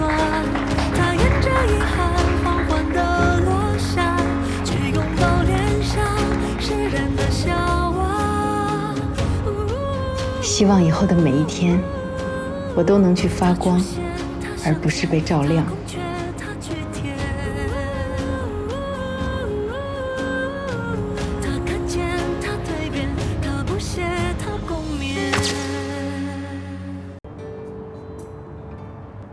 该滚。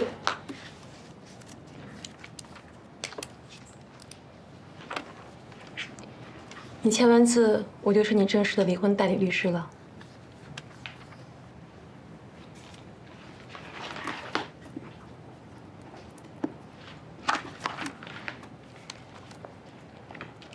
今天开始，我们就共同进退了。来吧，看看你的情况。财务方面，根据你提供的相关财务资料，我已经看过了。男方的工资加上灰色收入，粗略估算一下，资产超过1500万，所以你应当分得的至少是750万。抚养权方面，虽然你现在已经有了工作，但你还在试用期，即便日后你转正了，你的收入跟男方相比起来还是有一定的差距的。而且你现在的工作时间比较长，孩子大部分时间是交给小时工来照看的。如果对方的父母提出他们可以照看孙女，加上男方的高收入，他随时可以将劣势转化为优势。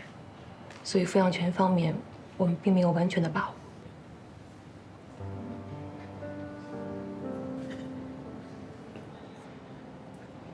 苏律师，有一段时间我非常害怕离婚，我也不知道为什么。现在想想，我应该是非常害怕失去小苹果。小苹果是我女儿，特别可爱。这几个月，我一直非常努力，无非就是为了想把孩子留在身边。所以，请你一定要帮帮我，拜托了。这个你放心，我会尽力的。之前你给我提供了一些证据，可是你知道，在法律上，证据的认定是非常复杂的，有时候我们认为的铁证也会出现这样或者那样的瑕疵。所以现在我建议你应该抓紧时间去搜集更多的相关证据。如果能够证明男方是婚姻中的过错方，就可以在财产分割上占有主动权，抚养权上也会逐渐增加考虑的因素，让法官优先选择你。总之，协议离婚比的就是双方手中谁有更多可以让对方让步的筹码。如果到了诉讼离婚这一步，看的就是你手上有多少证据了。好，我知道。谁呀？我。你坐我车干嘛？你不是开顺风车吗？我刚好下班，顺便给你增加一点营业收入。怎么着，不欢迎你的乘客啊？你别折磨我了，行不行啊？你怎么知道我跟你顺路呢？你再说你干嘛不让你秘书跟你约一辆车呀？司机跟秘书我早就让他们下班了，我前面打车要排100多号呢，而且我没有做好要在公司通宵的准备。我11点之后啊，加价3倍，然后路上还要接人，能接受吧？哦，还要拼车呀？嗯，那我只能付你1.5倍的车费。赶紧走吧，师傅，别耽误时间了，行吗？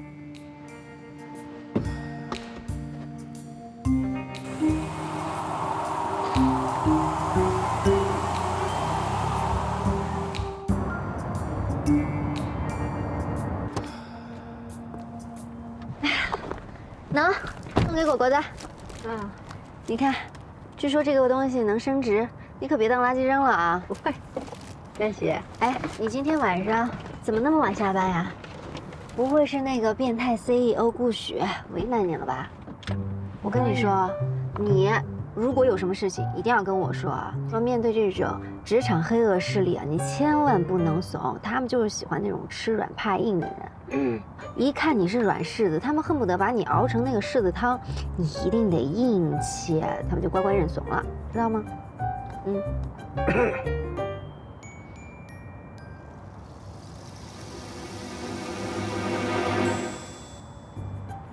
介绍一下，顾许、江喜。啊，我们之前在丰州见过。你俩聊。那个，顾总，上次真是谢谢您啊。如果背后是人画画就是你表达感谢的方式的话，那就大可不必了。我没有，我刚才就是讲了一个冷笑话。顾总，你怎么一点幽默细胞都没有呀？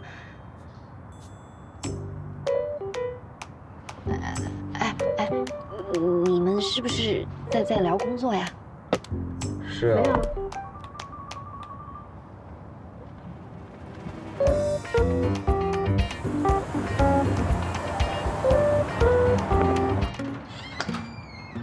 请进吧，随便坐。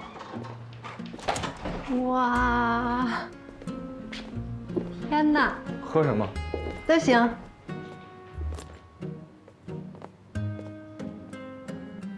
可以呀，业余生活很丰富多彩嘛。成年人的乐趣，水行吗？可以。啊，成年人的乐趣，也包括这个啊。小黄鸭调试法没听说过吗？我听过呀，但是真人用我还是第一次见。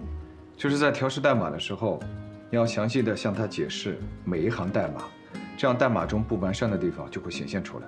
你这样，你给他放在这儿，他还能跟你有眼神交流。你是来我们家视察工作的吗？哦，对了，你家衣柜在哪儿？这些，啊。不就是个酒会吗？至于那么隆重吗？扎克伯格不也是 T 恤衫、牛仔裤吗？不是在国外吗？你在国内，什么场合配什么衣服，这是最基本的礼仪。你现在这身，跟方舟酒会的规格完全不搭。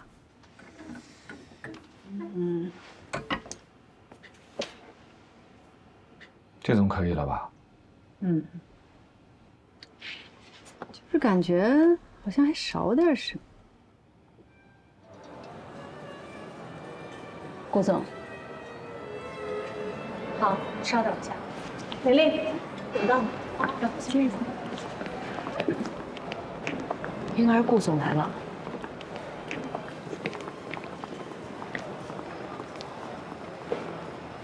相信再见。谢谢。这些啊，不知道啊，他为什么来？什么情况？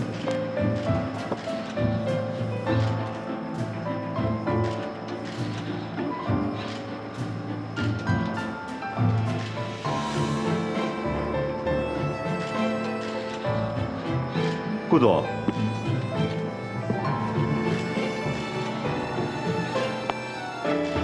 怎么才来啊？明波，跟主持人说一下，顾总来了，准备开始。好，我们开始吧。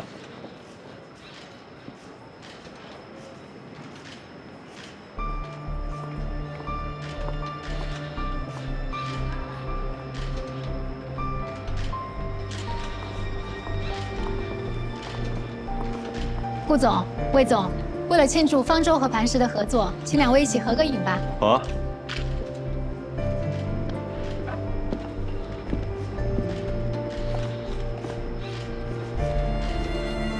合作愉快，顾总。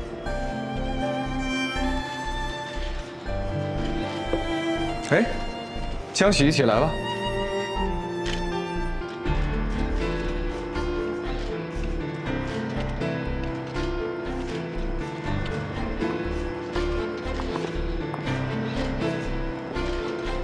顾总看这里，哎，好，上一个，别对。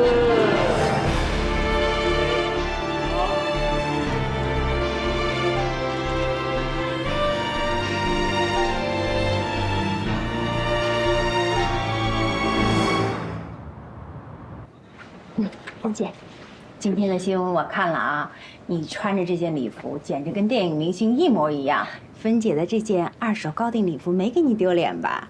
这件衣服相当给力。哎，你来啦！来喝咖啡。哎呀，还有咖啡喝。你们先聊着，我把衣服挂起来啊。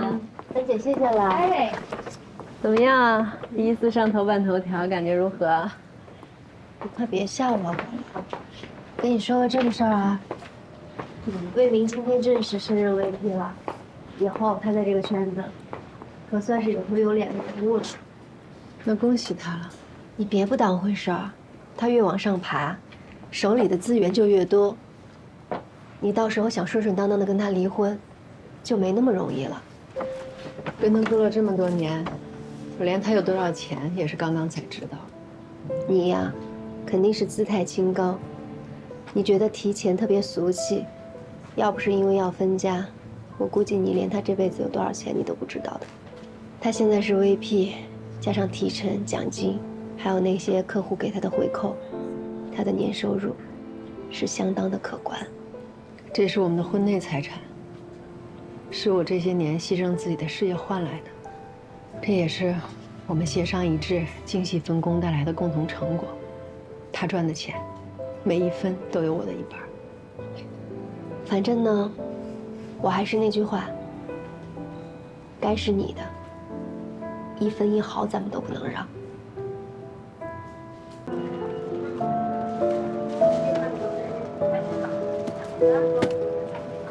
一共985，女士。好。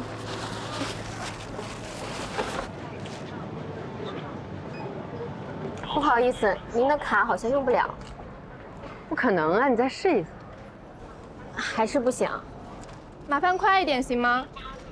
不好意思，这边赶时间啊。来用这个吧。您的小票。谢谢。欢迎下次光临。好了好了，不跟你说了，到我了哈。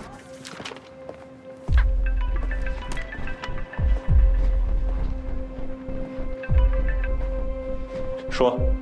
我卡怎么锁了？信用卡额度刷爆了，我就把卡锁了。刷爆了？这张卡的额度有10万块钱，怎么可能刷爆呢？而且你把卡锁了，咱们一家老小的生活开支怎么办？我这也不是没有办法了吗？你最近手头紧，我总得还还吧。你不是工作赚钱了吗？这段时间你先垫上。不说了，我开会了。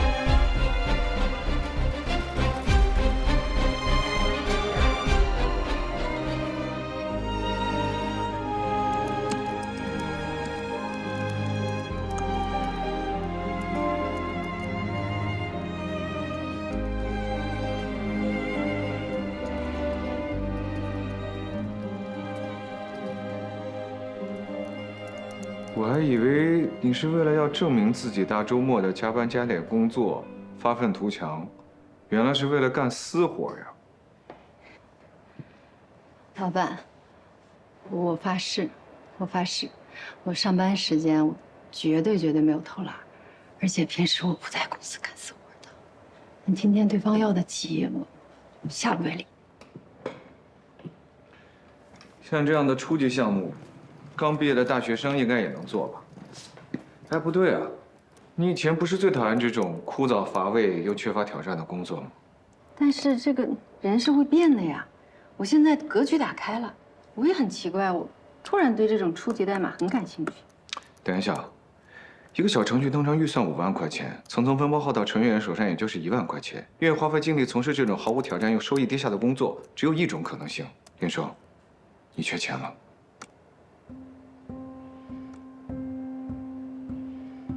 顾总，我缺不缺钱呢？好像不在你这个 CEO 的管辖范围之内吧。另外，看破不说破是成年人的基本礼仪，我希望你可以好好学一学。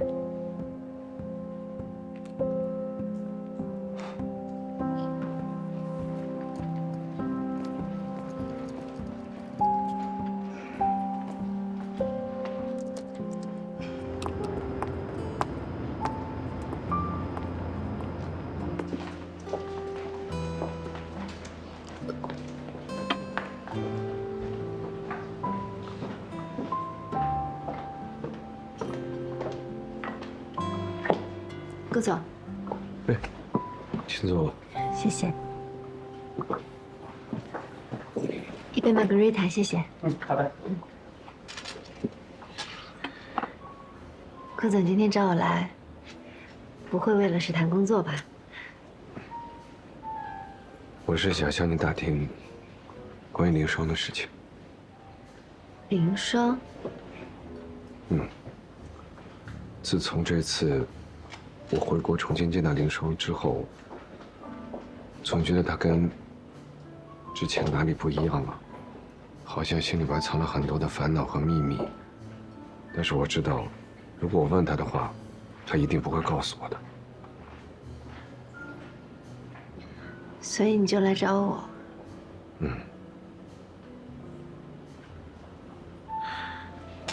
顾总，您问的这些事情，都是林双姐的私事。你也知道，既然是她的私事，我也想请问您一下，您是以什么样的身份来问我这些问题呢？您请好吧。谢谢。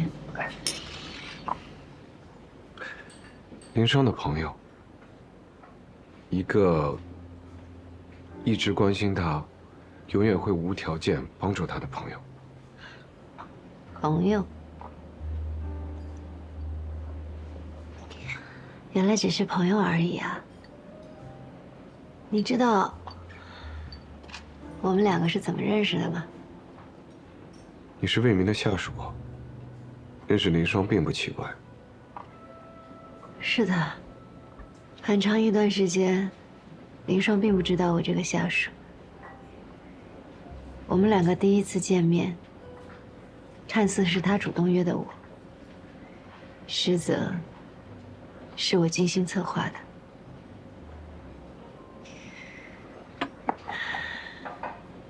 我和魏明在一起过。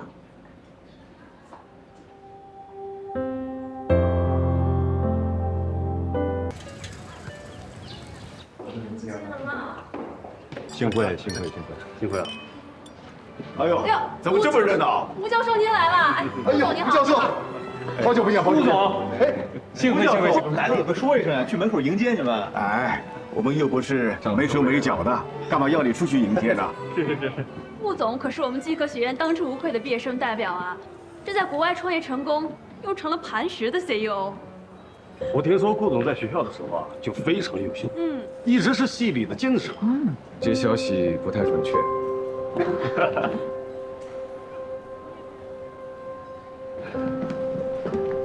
哎，来，我给大家介绍一下，这个就是当年在学校一直压我一头的年级第一林双同学。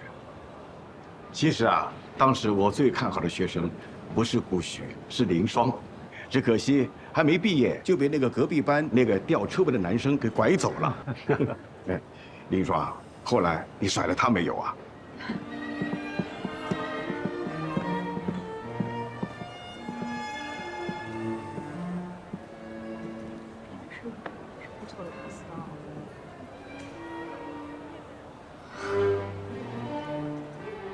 你怎么来了？我怎么不能来啊？刚才那个叫你老公的人是谁啊？走。跟那个公司有合作。张老师，先聊啊。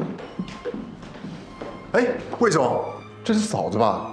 学院的第一才女，哎，你俩太般配了。我有点急事，回头说。哎，走。魏明。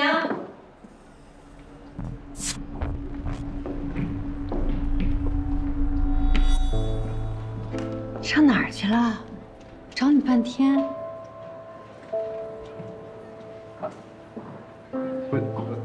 不好意思啊，你们聊，你们聊。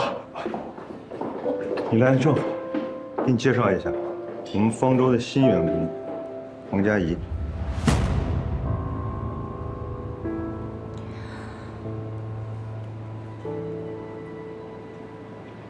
你好，黄佳怡，新来的秘书是吧？对，我是来找魏明的。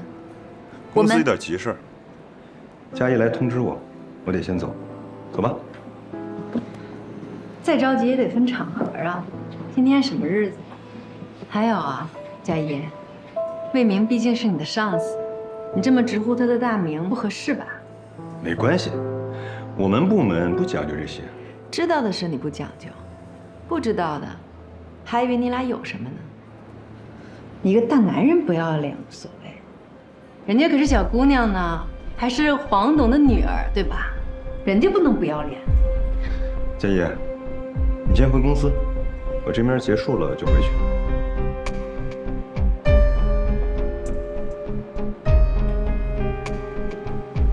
听话。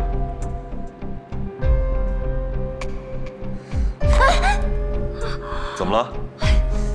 别碰我！别逞能了，我送你去医院。魏明儿，你这是要走啊？老师同学都在呢，马上开始了，不合适吧？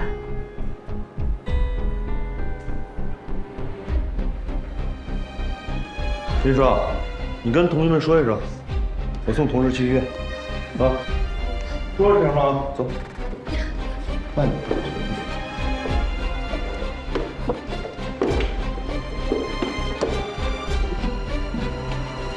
什么情况啊？来，你跟我来。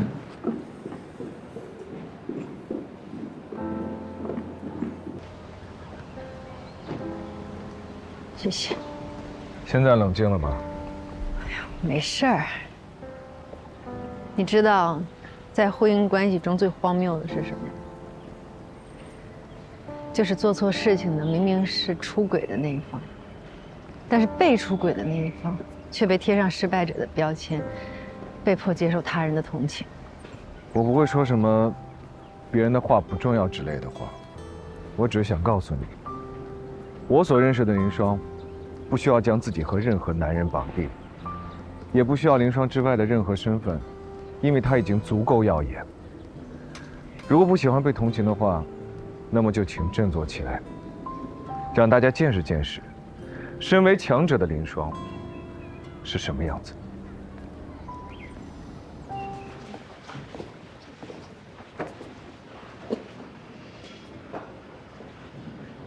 有你这么当妈的吗？你那点职业理想重要，还是果果重要？林双，你太自私了。我追求事业就是自私，你追求事业就不是自私。那能一样吗？有什么不一样？是你答应我的，结了婚以后照顾这个家，照顾孩子。那如果你做不到的话，可以不结婚，我们可以不要孩子，你事业心这么重的话，我给你自由好不好？给你时间，我们离婚吧。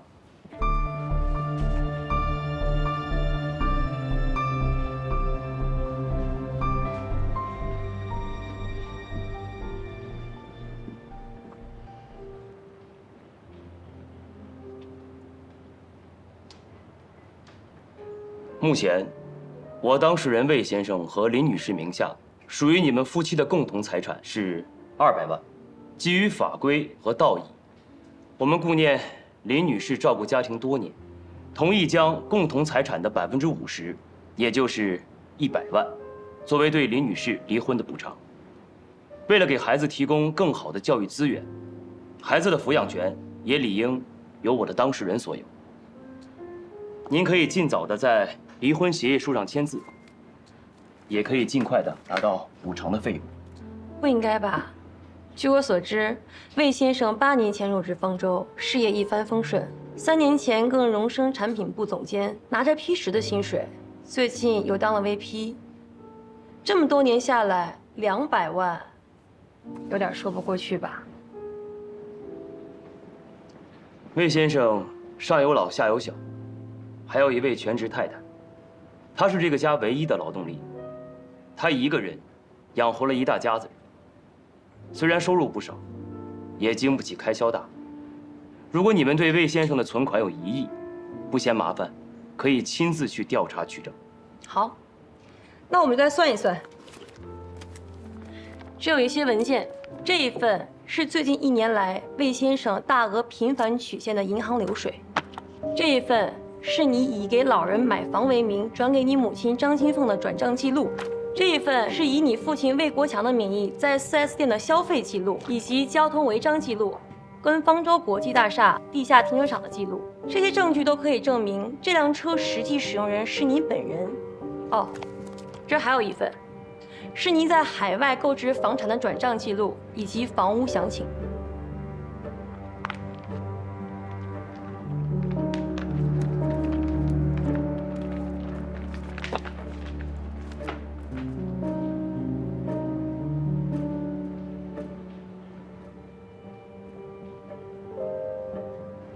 很明显，魏先生已经构成转移婚内财产的行为，而这些资产加在一起不低于1500万。根据《中华人民共和国民法典》规定，夫妻一方隐藏、转移、变卖、毁损、挥霍夫妻共同财产，或者伪造夫妻共同债务，企图侵占另一方财产的，在离婚分割夫妻共同财产时，对该方可以少分或者不分。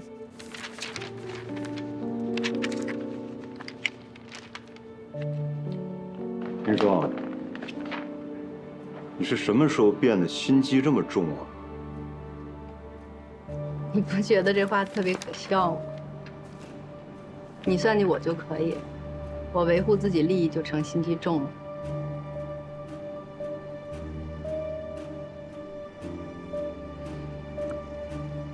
你所谓的婚内财产转移的大部分金额在海外，你应该知道，这些证据在中国的法庭上无法直接使用。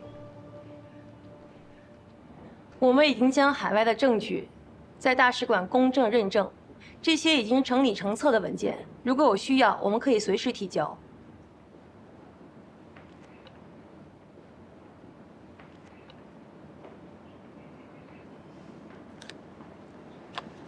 林女士、C 女士，是否造成婚内资产转移，要看法院的认定。一旦上了法庭，离婚诉讼旷日持久，这对我们双方的当事人都不是件好事。没关系，我们有的是时间，乐意奉陪。而且据我所知，魏先生还一直属于长期婚内出轨的状态，这应该是造成婚姻破裂的过错方吧。我这有一张照片，魏先生，这是您吧？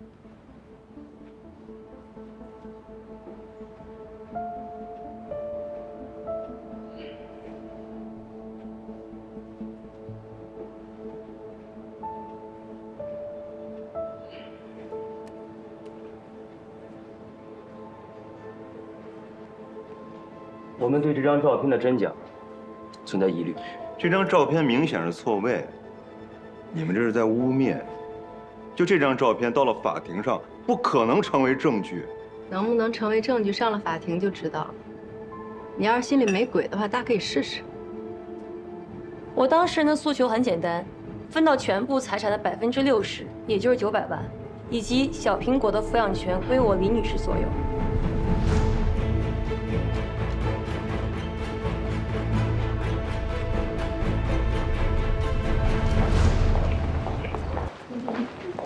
啊，就放这儿。哎嘿，你回来了。不许！漂亮阿姨，你带我去游乐园玩。姨带你去，我带她过去玩会儿，你们聊。不是你们这什么情况啊？你不是搬家找不到房子吗？我已经给你找好了。走吧，上车吧。辛苦啊，搬上车就可以了。好嘞。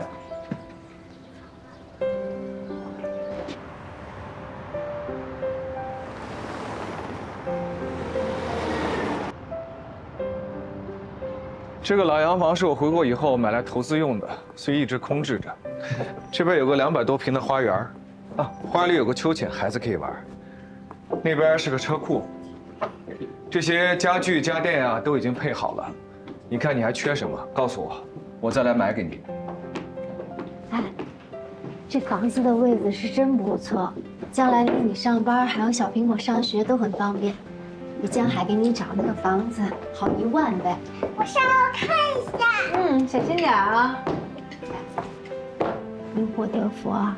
这是厨房。我去看一下。桂雪啊，这个房子实在是太好了，租金肯定不便宜吧？是啊，这不是没中介费吗？再加上你是熟人，知根知底的，那就按照市场价的5折租给你。你要觉得可以，我就让法务出合同。谢谢。行，大事已定。来，我们找一个餐厅，大家一起庆祝一下，怎么样？你们俩庆祝吧，我公司还有点事儿，我得先走。啊，我走了。顾总慢走啊。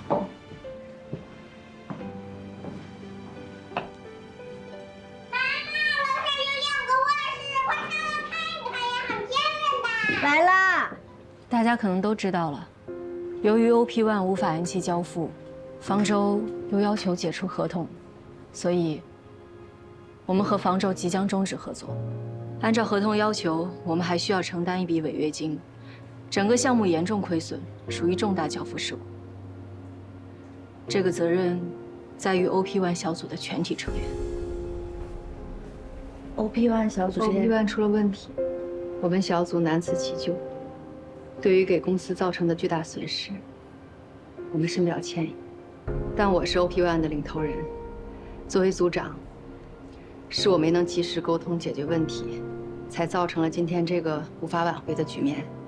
这次失误的全部后果，应该由我一个人承担。咱们的管理指标我很清楚，按照这次失误情况，我也很清楚我会受到什么样的处理。对于给顾总还有团队造成的损失，我应该是一时半会儿很难弥补了。我希望可以请顾总批准我辞职，这也是我身为 OP1 小组组长应该承担的最基本的责任。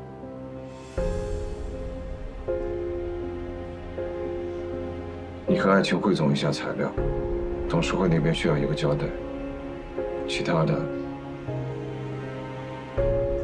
HR 会跟你沟通。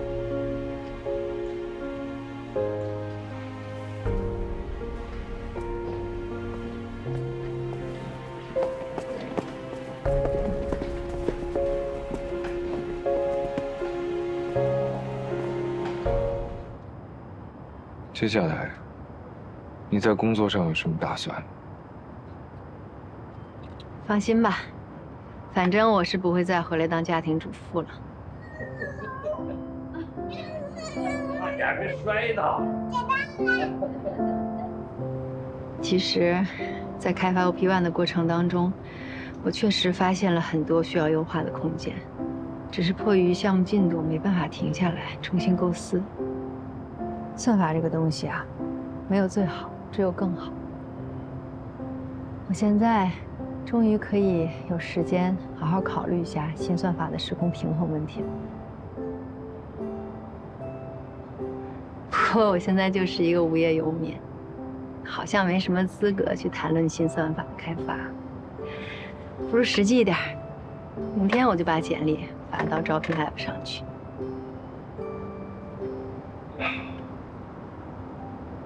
你真的不能瞎找工作。你知道我平常最讨厌什么吗？我最见不惯的就是很多人去瞎找工作，然后在自己特别不适合的岗位上虚度光阴、埋没才华。你怎么知道我新找的工作就是虚度光阴？因为你再也找不到一个像我对你了解这么全面、这么透彻的老板了。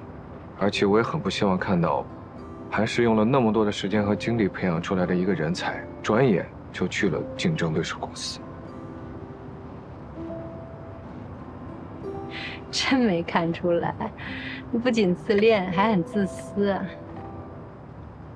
这次方舟为了替磐石出局，找了一个小公司，做了一个山寨算法。这对于你、对于我，还有对于磐石来说，都是奇耻大辱。听你的意思，是打算报仇雪恨了？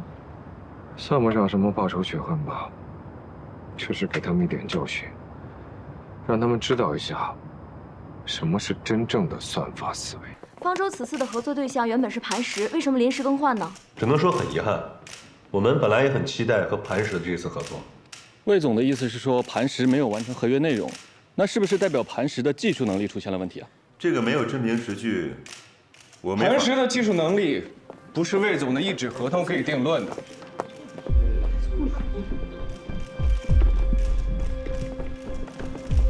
彭总是吧？啊，是。我是代表磐石递交给您一份律师声明的。我们有证据证明，此次贵公司与方舟合作的技术内容侵犯了磐石的版权专利。这是我们公司的王律师，后续他会跟您进一步的交涉。磐石官网已经将相关的资料公开，孰优孰劣，我相信大家自有定论。此次磐石因为客户提供的数据问题，未能如期完成合约内容，我们深表遗憾。而魏总选择了新的合作伙伴，我们也表示理解。在此，祝愿双方合作愉快。谢谢。先生，顾先生，顾先生，顾先生，这次更换合作对象，你有什么想说的吗？顾先生，真的是你们这边技术出现了问题吗？他还是人吗？亲生女儿拿来当做自己离婚的筹码，他把孩子当什么呀？一辆车子还是房子呀？离婚分家产，抢的越多越划算是吧？虎毒还不食子呢。他真的是狠毒，他毒得毫无底线。他在这种情况下，就不能用法律维权吗？如果林双已经离婚了，因探视问题发生纠纷是可以提起诉讼的。但是目前，两个人的问题上属于婚内矛盾，理论上应该自行沟通解决。但鉴于对方已经采取了非常手段，我建议立刻走诉讼离婚流程。对，我们去法庭。我就不相信了，就没人能治得了他了。要多久？从提起诉讼到要出结果，要多长时间？根据案件的复杂情况，乐观的话，起码要1年。1年多不行，我等不了那么长时间。我只要果果，别的什么都可以不要了。你清醒，你清醒一点好不好？你现在给他打电话的话，正中他的下怀。你以为他会把抚养权让给你吗？不会，他只会抓住你的软肋，逼你一再的退让。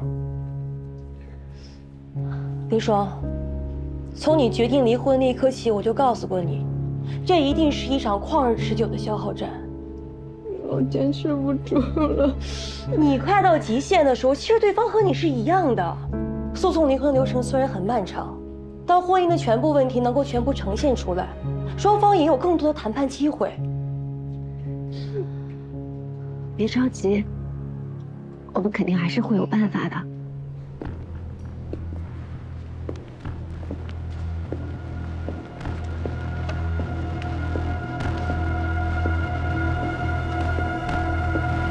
画作上的人，有着心照不宣的亲密，也有着不约而同的疏离。他们乔装打扮之后，坦然相见，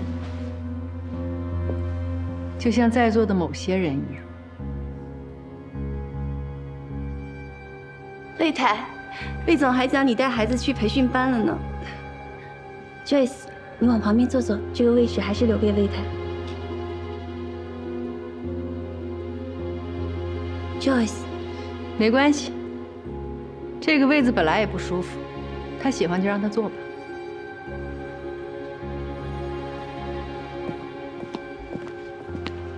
老婆，你来了也不提前说一声。你来也没提前告诉我呀。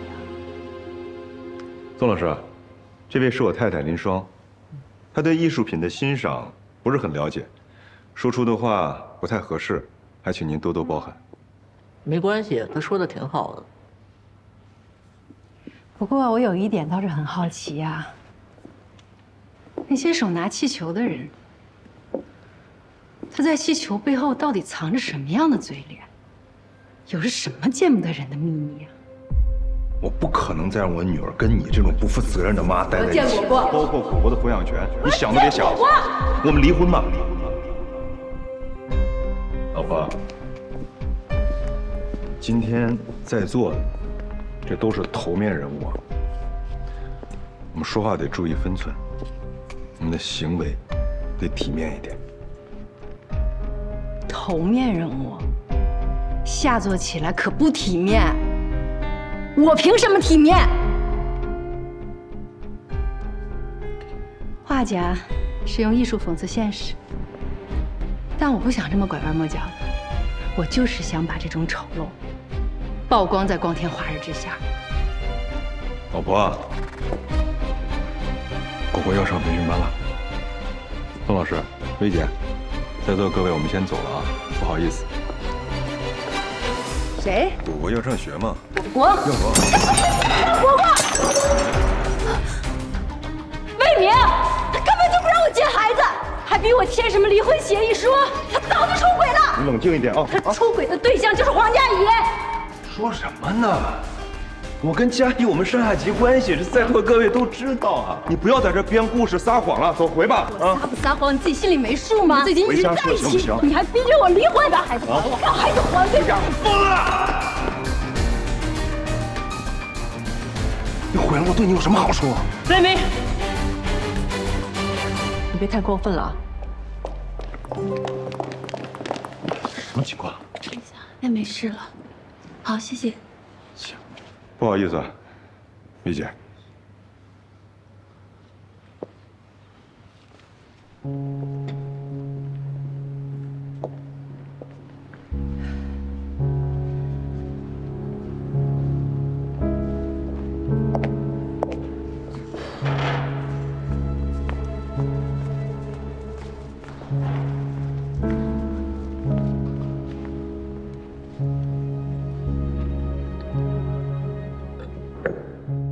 我贴了啊。其实今天去画展之前啊，我给自己做了好久的心理建设，结果今天一到现场，我抨击他的话想都不用想，全都冒出来了。我现在算是理解那些当街手撕渣男小三儿的人了。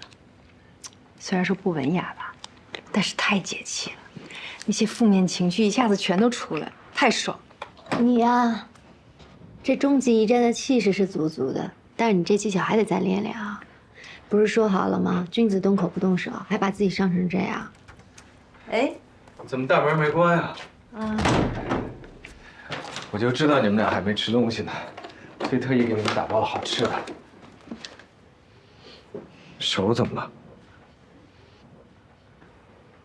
魏明干的。还能是谁呀？哎，顾许，你干嘛去？揍他。哎，不用你去伸张正义了。林双一战成名，把自己打成了网红。手撕魏明和黄佳怡的事情，现在已经上了热搜。现在魏明已经当场社死现场了。他现在待在外面比在派出所煎熬。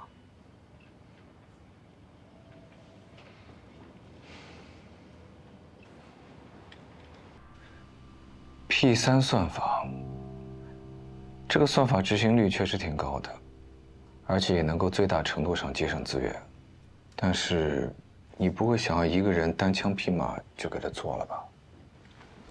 一个人肯定是不行，但是目前没什么长远的规划，走一步算一步吧。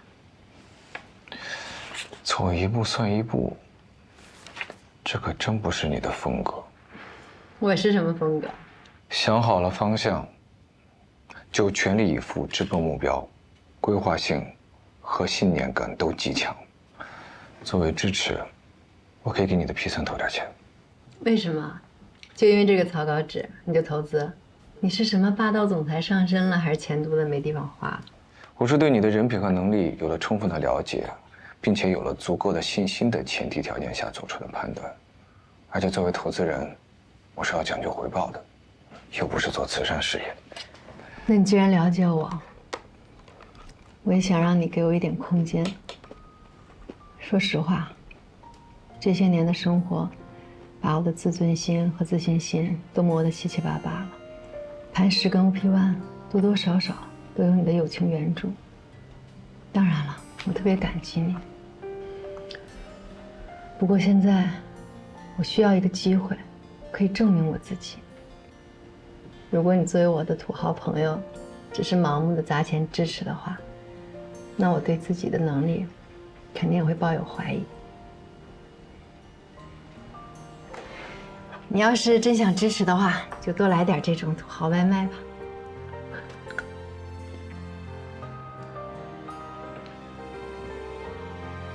那我就先从投喂你开始吧。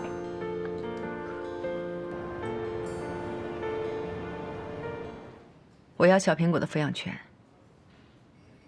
财产方面，我同意你的要求，这是我的底线。如果你不同意的话，咱们就上法庭，我奉陪到底。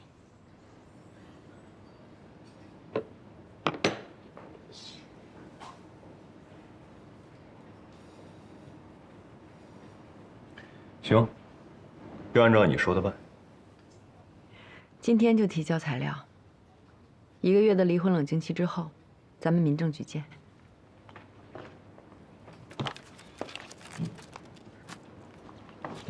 请稍等一下，跟我来一下。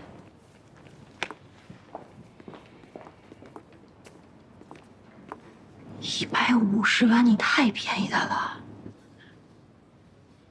他的这些灰色收入不要也罢。他的未来会有无数个机关算尽的反噬，但我的未来还得步履轻盈地向前走。